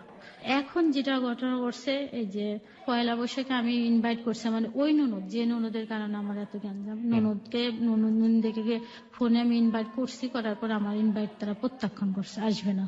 তা আসবে না, তো স্বামী বলছে তুমি রান্না বান্না করো, তাদের আমি নিয়ে আসবো। তো আমার ননদ স্বামী যে নিয়ে আসলো, ঠিকই আসলো। আসার পরে তো আমার জিনিসটা খুব খারাপ লাগছে। তো বাসায় যখন আসে আমি গেটটা খুলে দেওয়ার পরে ভিতরে আমি তাকে বসতে বলি, কিন্তু আমার কথা কোনো উত্তর বা কিচ্ছু করলো না, বসলো না। না বসার কারণে জিনিসটা আমার খুব খারাপ লাগছে। তারপরে আমি টেবিলে ভাত দিয়ে ওকে ডাকছি যে তুমি আফসানা খেতে ওঠো। ও আমার কথা খাইলো না, কিন্তু আমার শাশুড়ি যে বলছে সঙ্গে সঙ্গে ও খায়। তো এই জিনিসটা আমার খুব খারাপ লাগছে। আমি তাকে ইনভাইট করলাম, আমারটা প্রত্যাখ্যান করলাম, আমি খেতে বললাম, বসতে বললাম, কিছুই আমারটা শুনলো না। এটা খুব খারাপ লাগছে। তা দেখা যাচ্ছে প্রথম রোজায় আমি ক্লাস করাচ্ছি, টাইম এরকম 12টার পরে। তাই ক্লাস করার পর হঠাৎ একটা ফোন আসছে আমার মোবাইলে। ফোন আসলে পরে দেখে আমার ননদটা ফোন দিচ্ছে, ওই নামাজটা আমাকে বলতেছে যে তুমি বাসায় না কলেজে। ভালো মন্দ কোনো সৌজন্যবোধ নেই। প্রথমে বললো তুমি বাসায় না কলেজে। তা আমি বললাম আমি কলেজে। তা বলতেছে যে বিকালে আম্মার সঙ্গে আইসো, বাসায় আইসো, এটা আমাকে বললো। এটা যখন বললো তখন আমি বললাম যে আমার শরীরটা তো আসলে বেশি ভালো না, আমি বলতে পারি না। পরের দিন আবার আমার শ্বশুরের যে মৃত্যুবার্ষিকী, ওটার জন্য আয়োজন করতে হবে। এটা চিন্তা ভাবনা করে যাবতীয় কাজ টাজ গুছাচ্ছি। তো আমার হাজবেন্ডটা আবার ফোন দিয়েছে আমার ননদ। ফোন দেওয়ার পর বলছে তোমাদের ইফতারে দাঁত দিলাম এসো। তো আমার হাজবেন্ড বলছে কি যে তোমাকে কি বলছে? আমি বলছি এটা বলছে আমাকে। তো তুমি কি বলছো? আমি বলছি আমি বলতে পারি না যাবো কি না যাবো। এটা বলার সঙ্গে সঙ্গে কেন যাবো না তুমি, তোমার যেতে হবে আনতেন, তুমি যাবো না কেন? আমি বলছি যে আমি যাবো না, আমার শরীরটা ভালো না। তোমার শরীর ভালো না, তা কাজ করতেছো কেন? তা আমি তো কাজটা তো আমার করতে হবে, আমি ছাড়া কে করবে কাজ? এটা যখন বললাম আমার হাজবেন্ড আমার চেয়ার দিয়ে বাড়ি ছাড়ছে। একটা বসার চেয়ার ছিল, ওটা দিয়ে বাড়ি ছাড়ছে। আমার শাশুড়িটা চেয়ারটা ধরে ফেলছে। তারপর ওখানে বাড়ি দিতে পারে না, আমার শাশুড়িকে নিয়ে ও করছে ননদের বাসায় চলে গেছে। আর আমি একা একা বাসায় কান্নাকাটি করে ইফতারি আয়োজন করে বের হয়েছি। তা আমি শুধু কাঁদলাম যে গত রমজান আমার শান্তিতে একটু রোজা থাকতে দিল না, এভাবে সেটা করলো। তো এই জিনিসটা ওর ভিতরে রেখে দিছে। তারপরে তো স্বাভাবিক আমি কথাবার্তা করে থাকি। এরপরে দেখা যাচ্ছে রাগ করে রাত্রে, রোজার দিন প্রথম রোজা আমি ক্লান্ত হয়ে পরে ঘুমিয়ে পড়ছি। তা দেখি যে 12টার দিকে ঘুম থেকে উঠে দেখি কি আমার শাশুড়ির রুমে যে ঘুমায় আছে। তা আমি তাকে ডেকে বললাম যে তুমি এখানে ঘুমাইছো, পাশের রুমে যে ঘুমাও, আর করো তুমি, খাবা না রাত্রে? তা আমার কথা কিচ্ছু বললো না, ভালো মন্দ না বলে ওই রাত্রে চলে গেল। পরের দিনকে কি মনে ভেবে বিছানায় এসে শুইছে। রুমে এসে শোয়ার পরে মাঝখানে কোলবালিশটা দিয়ে ওর সাইডে ও, আমার সাইডে আমি, দুইজনে শুয়ে আছি। কিন্তু কেউ কারোর সঙ্গে কথাটা তো বলে না, বা কেউ কারোর টাচও করি না, আমরা এভাবে রয়েছি। এভাবে যাওয়ার পর দীর্ঘ প্রায় 12-13 দিন চলে গেছে। হঠাৎ করে আমার পেটের মধ্যে একটু পেইন করতেছে। তাই আমি বলছি কি দেখো না, আমার পেটে না হঠাৎ পেইন করে। ভালো মন্দ কিচ্ছু বললো না। না বলার পরে বলছে যে যে কদিন আসো চুপচাপ করে থাকো। এই কথাটা হঠাৎ আমাকে বললো। তো বলার পরে আমি কিছু কেন, তারপর আমি কিছু না বলে আমি ফ্লোরে বিছনা করে নিচে ঘুমাইতে যাই। তো এইভাবে ঘুমাই, এভাবে চলতে থাকে। ও আলাদা থাকে, আমি আলাদা থাকি। দীর্ঘ 13 দিন এভাবে আমরা আলাদা থাকলাম। হঠাৎ একদিনকে ওকে আমি ফোন দিয়েছি, আমি প্রচন্ড পেইন করার পর আমি বলতেছি দেখো তুমি কোথায়? তা বলে কি জন্য ফোন দিচ্ছে সেটা বলো। তা আমি বলছি কি যে তুমি কি দূরে না কাছে? তো বলছে আমি দূরে। তো আমি আর জিনিসটা বলিনি। না বললে রাত 10টার সময় বাসায় আসছে। আসার পরে ও এসে টাকা গুনতেছে, টাকাটা বের করে টাকাগুলো গুনতেছে। গুনার পরে এসে আমি বলছে আমাকে ভাত দাও। তা আমি বললাম যে টাকাটা আমি যে ধরছি, আমাকে বলছে তুমি টাকা পয়সা ধরে ইয়ার্কি করবে না আমার সঙ্গে। আর আমার কোনো বউ নেই, আমার মা আছে, বোন আছে, আমি তাদের জন্য সবকিছু করতে হবে। এটা যখন আমাকে বললো, বলার পরে তারপরে আমাকে বলছে ভাত দাও। আমি রাত্রে ভাত দিলাম, 10টা বেজে গেছে তখন। ভাত দেওয়ার পরে আমি বলছি কি দেখো আমার শরীরটা না ভালো না, হঠাৎ খুব পেইন করে আমার। তখন আমাকে বলে যে সিম্পিতি নিয়ে চেষ্টা করো না, আমার কোনো বউ নাই, তুমি কি মনে ভাবছো এই কথা বলে কি তুমি আমার মন জয় করতে পারবা নাকি? তোমার সাথে আমার ফুসাইতো না, আমি উকিলের সাথে কথা বলবো, তোমার মতন তুমি, আমার মতো আমি, তুমি আমার ঘর থেকে বেরোয় যাও। এটা যখন বললো, বলার পরে যে লোকজন ডাকো, এটা আমাকে বললো। তখন আমি বাড়িওয়ালাদেরকে ডেকে নিয়ে আসলাম। কি হয়েছে জিনিসটা শুনলো। শোনার পরে বলতেছে যে হ্যাঁ ও যেটা বলছে সেটা ঠিক আছে কথাবার্তা, কিন্তু ওকে নিয়ে আমি থাকতাম না, ওর সাথে আমার আর চলতো না। তা এই কথা বাড়িয়ে নিয়ে ওরা বুঝাচ্ছে যে শামীম দেখো, মানুষের সংসারে প্রতিটা সংসারে টুকিটাকি জিনিস হয়, তুমি সেটা ধরে রাখবা আর এইভাবে করো কেন? তা বলতেছে না আমি ওকে নিয়ে সংসার করতাম না। তা আমি আবার বলছি তোমাকে আমি ছাড়তাম না। যখন আমি এটা বলছি, বলার পরে আমাকে রান্নাঘরের থেকে বটিটা নিয়ে আসছে। বটিটা নিয়ে এসে আমাকে মানে একটা বকা দিয়ে বলতেছে তোকে আজকে মেরে ফেলবো। যখন এটা বলছে, আমার বাড়ি এলিয়ে আপা যে বটিটা ধরে ফেলে দিচ্ছে।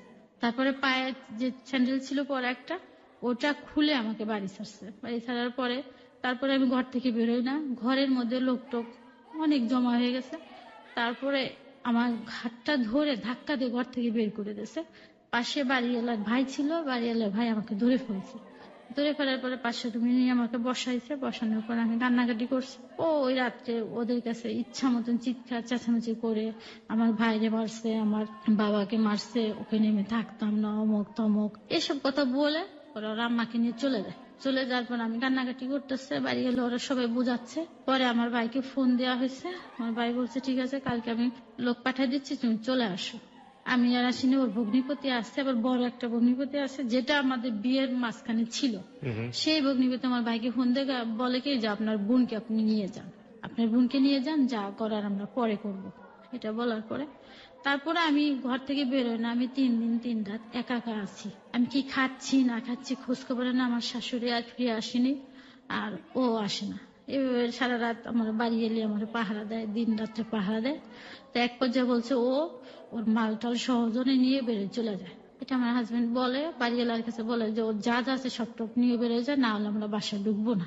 এটা বললে আমার বাড়িওয়ালা বলতেছে কি যে যেখানে তোমার হাজবেন্ড এটা মানে সহ্য করতে পারে না, তো সেখানে তো অন্যরা তো এটা সুযোগ পাবে, তো তুমি আর কি করবা, তুমি চলে যাও। তখন আমি ওই মালটাল যখন নিবে, আমার চাচাতো ভাই আমার বড় বোন গেছে আমাকে আনতে। আনতে পরে পরে চিন্তা করলাম যে আমি থানায় যে একটা জিডি করে আসি। তারপরে আমি থানায় গেছি, থানায় যে একটা জিডি করতে গেছি যে আমি এরকম মাল টাল আমাকে নিয়ে বেড়ে যেতে বলতেছে, তা মাল নিয়ে যাব, তা আমাকে পরবর্তী যাতে দোষারোপ না করতে পারে এই কারণে আমি একটা জিডি করতে যাচ্ছি। থানায় লোকজন বলছে এটার জন্য তো কোনো জিডি হয় না, যদি চুরি যায় আপনার জিনিসটা জিডি হবে, তাছাড়া জিডি করা হবে না। তখন আমি জিডি করে নিয়ে চলে আসি, কলেজের চেকটা নিয়ে আমি চলে আসি। পরে যখন মাল বের করবো তখনও আমি তাকে ফোন দিই, স্বামীকে ফোন দিই। ওই 4 দিনের মধ্যে খোঁজ না নেওয়ার পর আমি তাকে ফোন দিই, দেখো আমি চলে যাচ্ছি, তা আমি কি নিতাম বলো, তো তোমার যা যা আছে নিয়ে যাও। তা আমি বলছি তুমি থাকবা না, কয় না আমি থাকবো না। তখন ওই বোনের স্বামী, সে ছোট বোনের স্বামীকে পাঠায় দেয়, ওই এসে উঠানে বসে থাকে। বসে থাকার পরে তা বলতেছি যে আমি তাকে বললাম যে কি মাল নিতাম, তুমি সংসার করছো না আমি করছি, আমরা দুজনে জানতাম, আর কেউ জানে নাকি, তো ওকে পাঠাইছো কেন? ও এসে তো ভিতরেও দেখে না, বাইরে এসে বসে আছে। তখন আমার ননদ না এক পর্যায়ে আমার পরে আর কি ক্ষিপ্ত হয়ে চলে আসে। ক্ষেপে চলে আসার পরে আমি একটা তখন দিতে বাধ্য হয়ে একটা বকা দিই আর কি তাকে। পরে ও আমার হাজবেন্ড ও ননদ বলে কি যে ওকে কেটে পিস পিস করে কেটে রেখে দেবো, আমাকে বলে। বাড়ি এলে ওরা ক্ষিপ্ত হয়ে ওরা বলে কি যে এত বড় সাহস আমার বাড়িতে এসে সিনকেট করে। এটা বলার পর চলে যায়। পরে আমি ঢাকায় চলে আসি। এই পর্যন্ত আমার এখন পর্যন্ত কোনো খোঁজ খবর নেয়নি। কত সালে আপনি ঢাকায় চলে আসলেন বা কতদিন আগে চলে এসেছেন? এটা চলে আসছি জুলাইয়ের 24 তারিখে সমস্যাটা সৃষ্টি, আর জুলাইয়ের 27 তারিখে চলে আসছি। এই তো কিছুদিন আগে, তাই তো? হ্যাঁ। আমার কিছু কোশ্চেন আছে। প্রথম কোশ্চেনটা হচ্ছে আপনি কলেজের জবটা কি করেছেন, ছেড়েছেন না এখনো? কলেজের জবটা পরে ওরা কলেজ থেকে আমাকে ফোন দেয়, যেহেতু বন্ধু না, ছিল। আপনি ছেড়েছেন না কোনো আমি কারণে? ছেড়ে দিছি। কেন ছেড়েছেন? ছেড়েছি যেখানে মৌলভীবাজার থাকার আমার জায়গা নাই, একা একা একটা মেয়ের পক্ষে থাকার সমস্যা। সম্ভব না। আপনার আরো দুটো জব ছিল, সেগুলো আপনি আপনার ফ্যামিলি মেইনটেইন করতে গিয়ে সেগুলো আপনি ছেড়ে দিয়েছেন। হ্যাঁ। এখন আপনার বয়স 33, যেটা আপনি অনুষ্ঠানের শুরুতে বলছিলেন। রাইট নাও আপনার প্রকৃতি প্রদত্ত যে সন্তান ধারণ ক্ষমতা, সেটাও অনেকখানি বলতে পারি যে 95% হচ্ছে রিস্কে চলে গিয়েছে, এবং বাকি 5% উপরওয়ালা যদি চাই তাহলেই সম্ভব, নইলে সম্ভব না। আর এখন আপনার জায়গাটা থেকে আপনি কি করতে চাচ্ছেন? আপনার হাজবেন্ড কি চাচ্ছে? আপনার হাজবেন্ড চাচ্ছে সেকেন্ড ম্যারি করতে, মানে দ্বিতীয় বিয়ে করতে, না, right? সে তো আমাকে সবসময় বলছে এটা। সে আমার যখন জানতে পারছে যে আমার বাচ্চা কাচ্চা হওয়া একটা রিস্ক, তখন থেকে আমাকে প্রায় এসে বলছে দেখো সবাই আমাকে বলে যে তোমার আর কবে বাচ্চা হতো স্বামী, তোমার তো বয়স বেড়ে যাচ্ছে, আর বাচ্চা কাচ্চা কবে হতো। তখন এইগুলো এসে আমার শেয়ার করতো। শেয়ার করার পর আমি বলতো যে আমি বিয়ে শাদী করবো। তো আমি বলছি ঠিক আছে তুমি বিয়ে করো, আমার কোনো আপত্তি নাই, আমি চাকরি নিয়ে থাকবো। ওই বলতো যে আমি তাকে নিয়ে বাসায় রেখে দেবো আর বাড়িতে রেখে দেবো, তুমি বাসায় থাকলা। আমি ঠিক আছে, তোমার যে সন্তান হয় আমি তাদের লালন পালনের ভারও নিব, আমি যতটুকুন পারি আমার সাধ্য মতো আমি চেষ্টা করব তাদের লালন পালন করার জন্য। তার মানে আপনি রাজি আছেন আপনার হাজবেন্ডের দ্বিতীয় বিয়ের ব্যাপারে? হ্যাঁ, যেহেতু তার বংশ রক্ষা দরকার, ও একা, এটার জন্য আমি রাজি ছিলাম। তারপরে আমি যেহেতু পছন্দ করে বিয়ে করছি, আর আমি তাকে এখন পর্যন্ত একটা দিনের জন্য বলতে পারি না। আপনার উপর এত অত্যাচার হলো, আপনার উপর এত নির্যাতন হলো, পারিবারিকভাবে নির্যাতন হলো, সবকিছু হলো, আপনার ক্যারিয়ার স্ম্যাশ হয়ে গেল, আপনার সবকিছু একেবারে অসহায় নিদারুণ একটা পরিস্থিতির মধ্যে বর্তমানে রয়েছে, তারপরও আপনি তাকে ভালোবাসছেন, ভুলতে পারেন না, এটা কি? সে আমাকে বারবার বলে ফোন করো না, আমি তারপরে তাকে ফোন দিই। ইভেন কি আমার ফ্যামিলিও নিষেধ করে তুমি ফোন দিয়ে না, আমি কাউকে না যে লুকিয়ে লুকিয়ে ফোন দিয়ে থাকে। রিসিভ করে না, 15-16 বাইরে দেওয়ার পর কল দেওয়ার পর হয়তো রিসিভ করে। দেখুন, ও যদি আপনাকে না চায়, কোনো না কোনো ভাবেই যদি না চায়, একটা হতে পারে যে আপনি নারী নির্যাতনের জায়গাটা থেকে আপনি একটা ওর এগেনস্ট একটা মামলা করতে পারেন। সেটা আপনি করবেন না, কারণ আপনি ওকে চরম ভালোবাসেন। এক, দুই নাম্বার এটা হচ্ছে যে ওর জায়গাটা থেকে ও প্রচন্ড রকম আনহ্যাপি আপনাকে নিয়ে, সেটা ও স্পষ্টভাবে বুঝিয়ে দিয়েছে। তিন নাম্বার যেটা, সেটা হচ্ছে আপনিও কি কখনো হ্যাপি হতে পারবেন যদি ও সেকেন্ড ম্যারিটা করে এবং ওর আরেকটা বেবি হয়? আপনার দিকে ও ভুলেও তাকাবে বা তাকানোর আদৌ প্রয়োজন আছে কি তখন? না, এখন আমি চিন্তা করি আমি তো একটা মেয়ে মানুষ, আমি চাই না আমার জীবন একটা কলঙ্ক আসুক। এটা হচ্ছে আমার। আপনার জীবনে কলঙ্ক আসুক মানে হচ্ছে আপনি যেটা মিন করছেন যে আপনার হাজবেন্ড যদি আপনাকে ডিভোর্স দিয়ে দেয় বা আপনি যদি ডিভোর্স দিয়ে দেন, তাহলে আপনার জন্য একটা লেভেল হয়ে যাবে, সেটা হচ্ছে যে আপনি ডিভোর্সি, তাই তো? হ্যাঁ, কারণ প্রিয় শ্রোতা, সমাজে- নোট অন দ্যাট পয়েন্ট, একজন শিক্ষিত নারী যিনি মাস্টার্স পাস এবং যিনি কলেজে অধ্যাপনায় নিযুক্ত ছিলেন একটা পর্যায়ে, ছাত্রছাত্রীদের শিখিয়েছেন, প্রত্যেকটা মেয়েকে এই জাতীয় কথা বলেছেন যে নিজের পায়ে দাঁড়াতে হবে, মেরুদণ্ড শক্ত করতে হবে, তুমিও মানুষ। সেই মানুষটাও সমাজে একেবারেই নিরুপায় এবং সেও চায় না যে কলঙ্কের তকমা যেটাকে বলি আমরা সেটা গায়ে লাগাতে। This is the hard reality, this is life. আমরা এটাই বলতে চেয়েছি আজকের হ্যালো 8920-তে। আপনি যে ছোট ছোট ঘটনা শুনলেন, যে ঘরের মধ্যে মারামারি হচ্ছে, ঘরের মধ্যে চিল্লাচিল্লি হচ্ছে, ঘর হাজবেন্ড মারছে, ও শাশুড়ির এগেনিস্টে এই ধরনের কথা বলছে, ননদের এগেনিস্টে এসব কথা বলছে, এইগুলা চিরন্তন বাংলার আবহমান কাহিনী।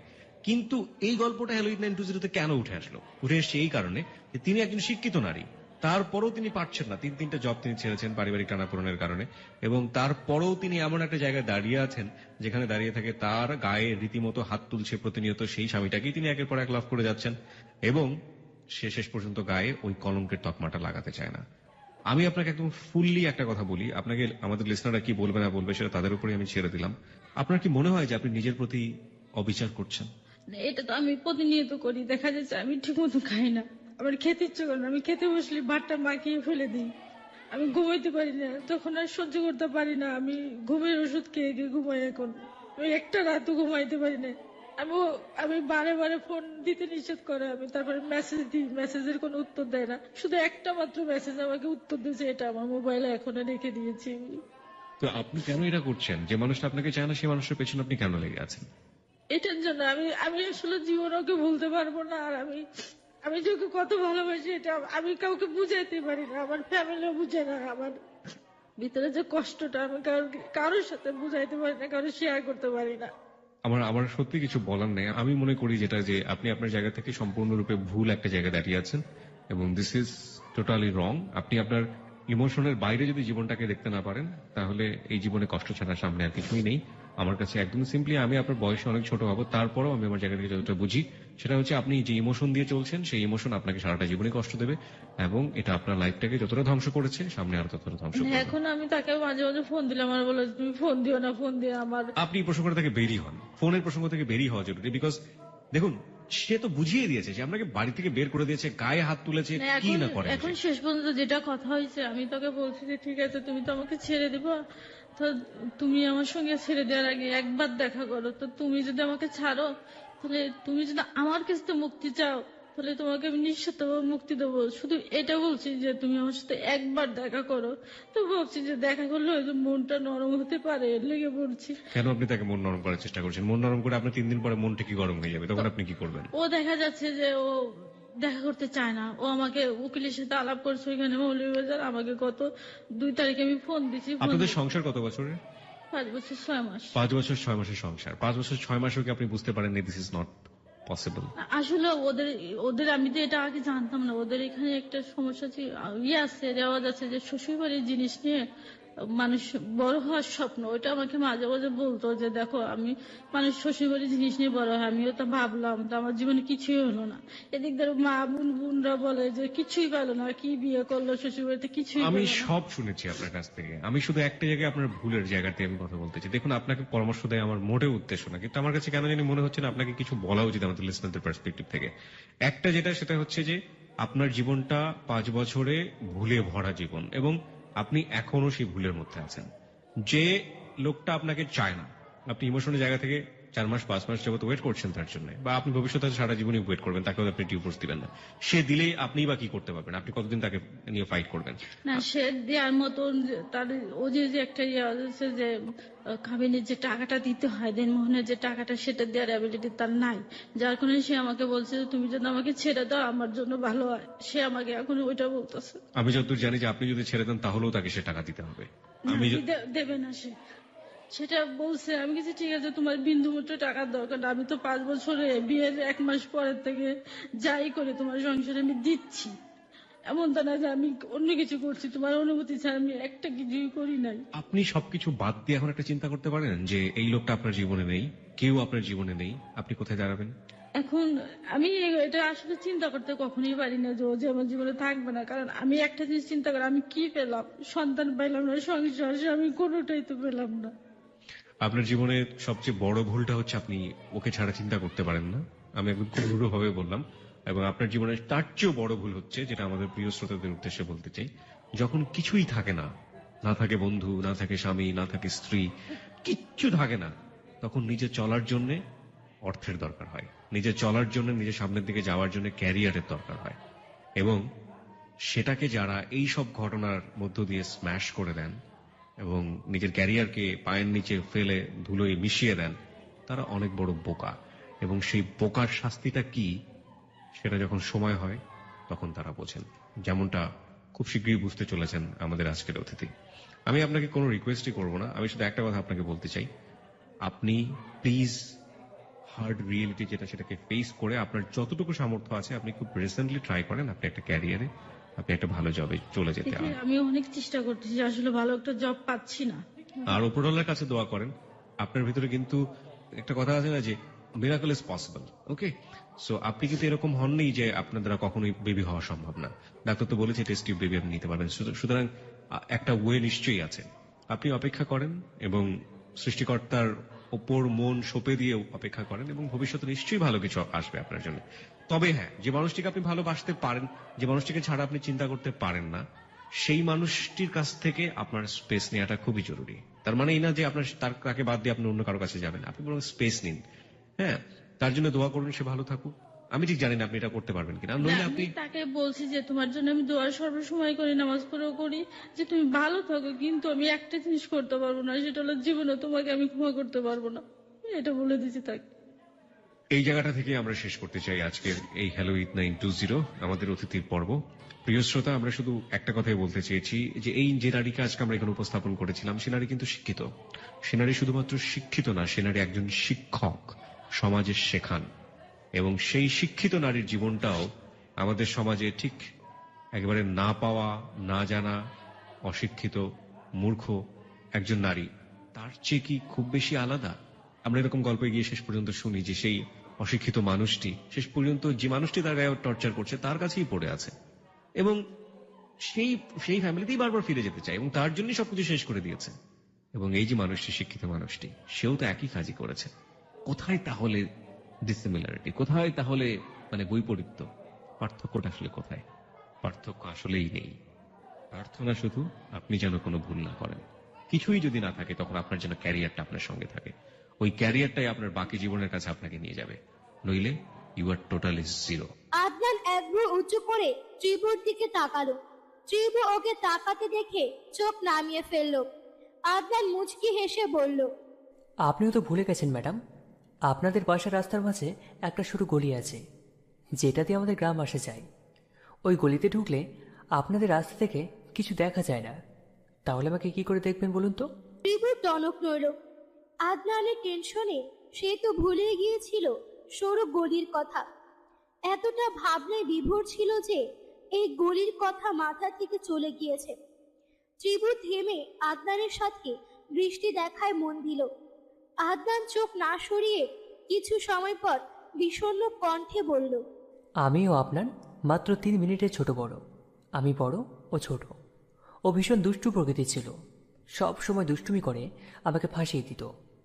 ওর বহুদিনের শখ ছিল একটা বাইকের, কিন্তু বাবা রাজি হচ্ছিলেন না, যদি কোনো দুর্ঘটনা ঘটে তাই।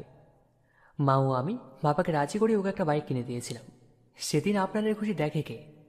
মা আগে প্রথম বাইক চড়িয়ে বড় বাজার থেকে ঘুরিয়ে এনেছিল, কিন্তু কে জানতো বাবার কথা ঠিক হয়ে যাবে। বন্ধুদের সাথে বাইকে করে কলেজ যাচ্ছিল। ফাঁকা রাস্তা পেয়ে বাজি ধরেছিল কার আগে কে যেতে পারে। রাস্তার বাগ নিতে গিয়ে অ্যাক্সিডেন্ট করে, সাথে সাথে স্পট ডেড। আদনানের চোখের কোণে জমানো জল মুছল। ত্রিপুর খারাপ লাগছে। যে ছেলেটা কথায় কথায় হাসতো, তার বুকের ভেতরে ভাই হারানোর পাহাড় পরিমাণ কষ্ট জমে আছে, অথচ সে তা টের পায়নি। আদনান গলার স্বর বদলে বলল, হাঁটতে হাঁটতে সেদিন অনেক দূরে চলে গিয়েছিলাম। ভীষণ একা একা লাগছিল। নিজেকে একটু সময় দিচ্ছিলাম। ছাতা হাতে পুরনো বাসস্টপে দাঁড়াতে দেখতে পেলাম তুমি ছুটে বিশাল ব্রিজের দিকে ছুটছ। তারপর ঘটনা তো তুমি জানোই। আদনান কথাটা শেষ করে জিহ্বায় কামড় দিয়ে অপরাধী ভঙ্গিতে বলল, সরি আপনাকে তুমি করে বলে ফেললাম। না, কোনো সমস্যা নেই, তুমি করে বলতে পারেন। অনুমতি যখন দিয়েছো তাহলে এখন তুমি করেই বলবো। ওকে। দেখো আল্লাহর কি লীলা খেলা, তোমার সাথে 3 দিন দেখা হলো, আর 3 দিন হঠাৎই বৃষ্টি। এটা আমার কাছে অবাক করার বিষয়। ত্রিভু বৃষ্টির ফোঁটার দিকে এক দৃষ্টিতে তাকিয়ে রইল। আদনানের সাথে থাকতে তার ভীষণ ভালো লাগছে। ইচ্ছে করছে সময়টাকে এখানেই থমকে দিতে। আদনানের মনে অনেকক্ষণ ধরে একটা কথা ঘুরপাক খাচ্ছে, কিন্তু কিভাবে বলবে তা বুঝে উঠতে পারছে না। মাথা চুলকে বোকা ফেস করে বলে ফেলল, তোমার মোবাইল নাম্বারটা কি দেবে? ত্রিভু চোখ বড় বড় করে আদনানের দিকে তাকালো। এতে আদনান কিছুটা নার্ভাস হয়ে গেল। তার চোখ দুটো ছটফট করছে। তাকে এমন করে দেখে ত্রিভু ফিক করে হেসে উঠল। তারপর ভ্রু নাচিয়ে জিজ্ঞেস করলো, কেন? আদনান ফটাফট উত্তর দিল, আম্মুকে বলতাম তার ছেলের বউ খুঁজে পেয়েছি। তারপর কল দিয়ে আম্মুর হাতে ধরিয়ে দিয়ে বলবো, নাও ছেলের বউয়ের সাথে কথা বলো। ত্রিভু অবিশ্বাস্য চোখে আদনানের দিকে তাকালো। আদনান ভুবন ভুলানো এক হাসি দিল। ত্রিভু এদিক সেদিক তাকিয়ে ছটফট করতে লাগলো। তার ভেতরে তোলপাড় চলছে। আদনান নিষ্পলক চোখে ত্রিভুর দিকে তাকিয়ে আছে। ত্রিভুর সাধ্যে নেই সে চোখের দিকে তাকালো, তাহলে সে যে স্ট্রোক করবে। একবার বলতে ইচ্ছে হলো, এই যে মিস্টার আদনান, চোখটা নামান। আমি পাগল হলে কিন্তু তার দায় আপনার। কিন্তু কথাগুলো গলায় আটকে রইল, ঠোঁটে আর এলো না। ত্রিপুর মনটা এখন পালাই পালাই করছে। মন চাইছে এক দৌড়ে এখান থেকে পালাতে। বাইরে তাকিয়ে দেখলো ঝিরি ঝিরি বৃষ্টি পড়ছে। এই বৃষ্টিতে ভিজবে না, তাই দিল এক দৌড়। আদনান বিষয়টা বুঝতে একটু দেরি হলো। যখন বুঝলো তখন চেঁচিয়ে বলল, মোবাইল নাম্বার না দিলে সমস্যা নেই, আমি খুব শীঘ্রই আমার পরিবারকে নিয়ে তোমাদের পাশে আসছি। আদনানের কথা শুনে ত্রিভু একবার ঘাড় ঘুরিয়ে ওর দিকে তাকালো।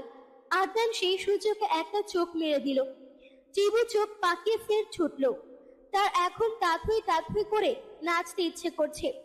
কিছু দূর যাওয়ার পর 2 হাত মিলে আকাশের দিকে তাকিয়ে কয়েকবার গোল গোল করে ঘুরল। তারপর খুশি মনে লাফাতে লাফাতে বাড়ির পথ ধরল। দিন কাটে, মাস কাটে, এমন করে কয়েক বছরও কেটে যায়। কত কিছু বদলে গেছে। ত্রিভু এখন তার জেলার ম্যাজিস্ট্রেট, যার পুরো অবদান আদনানের। প্রতিটা সফল পুরুষের পেছনে একজন নারীর অবদান থাকে, কিন্তু ত্রিভুর সাফল্যের পেছনে রয়েছে আদনানের হাত। আজ তাকে কেউ গায়ের রং নিয়ে কথা শোনায় না, মায়ের চরিত্রহীন অপবাদ দেয় না, বরং সম্মানের সাথে তাকে ম্যাডাম বলে সম্বোধন করে। গ্রামে তার অনেক সম্মান। যারা তাকে নিচু নজরে দেখত, তারা এখন তাকে সমীহা করে চলে। ত্রিভু অন্যায়ের প্রতিবাদ করতে আপোষ করে না। এখন সে একজন প্রতিবাদী মেয়ে। তার সাথে যারা খারাপ ব্যবহার করেছে, তারা কিন্তু ভালো নেই। বছর খানেক আগে হিমেলের একটা অ্যাক্সিডেন্ট হয়েছে। সেই অ্যাক্সিডেন্টে হিমেলের শরীর পুড়ে গেছে, সাথে এক পা এক হাত প্যারালাইজড হয়ে বিছানায় পড়ে আছে। কণ্ঠনালীতে সমস্যা হওয়ার কারণে কথা বলতে পারে না, মুখ ডেকে গেছে, ঠিকমতো খেতে পারে না। সে এখন পুরো অচল। তার বাবা খালেক ব্যাপারী ছেলের চিন্তায় চিন্তায় 2 বার স্ট্রোক করেছে। এত সম্পদ জমিয়ে কি লাভ হলো তার? যে ছেলের জন্য সে এত কিছু করেছে, সেই ছেলে পুরো অচল। কথা বলতে পারে না, হাঁটতে পারে না। বেঁচে থাকা না থাকা সমান। ছেলের চিকিৎসার খরচ দিতে দিতে সর্বস্ব হারিয়ে কাঙ্গাল জীবন যাপন করছে। হামিদা বেগমও ভালো নেই। অসাবধানতা বশত কলার খোসায় পা পিছলে পড়ে কোমরের হাড়টি ভেঙে ফেলেছে। হুইল চেয়ারে চলাচল করতে হয়। ছেলের বউরা ঠিক মতো খেতে দেয় না, যত্ন নেয় না। যে ব্রিটিশ মহিলার ভয়ে গ্রামের সবাই কাঁপত, তাকে এখন ঘরের এক কোণায় পড়ে মৃত্যুর প্রহর গুনতে হয়। ভালো থাকতে তো ছেলের বউদের কম জ্বালায়নি, তাই অসুল বউরা তুলছে। শ্রাবণ মারিয়া ভালো আছে, তাদের একটা মেয়ে হয়েছে, সুখের সংসার তাদের। ত্রিবু আদনানের বিয়ে হয়েছে প্রায় 3 বছর হলো। ত্রিবু এখন 4 মাসে প্রেগনেন্ট। আদনান একটা মাল্টি ন্যাশনাল কোম্পানিতে বড় পোস্টে চাকরি করে। আদিবার বিয়ে দিয়েছে ভালো জায়গায়। আদনানের বাবা মা আদনানকে নিয়ে ত্রিবুর ছোট্ট একটা সংসার। ত্রিবুর দাদি মারা গেছে 1 বছর আগে। দাদি মারা যাওয়ার পর ত্রিবু অনেক ভেঙে পড়েছিল। আদনান ছায়ার মতো পাশে থেকে তার সবটা দিয়ে ত্রিবুকে সামলিয়েছে। অফিসের কাজ শেষ করে বাইরে আসতেই ঝুপঝাপ করে বৃষ্টি নেমে গেল।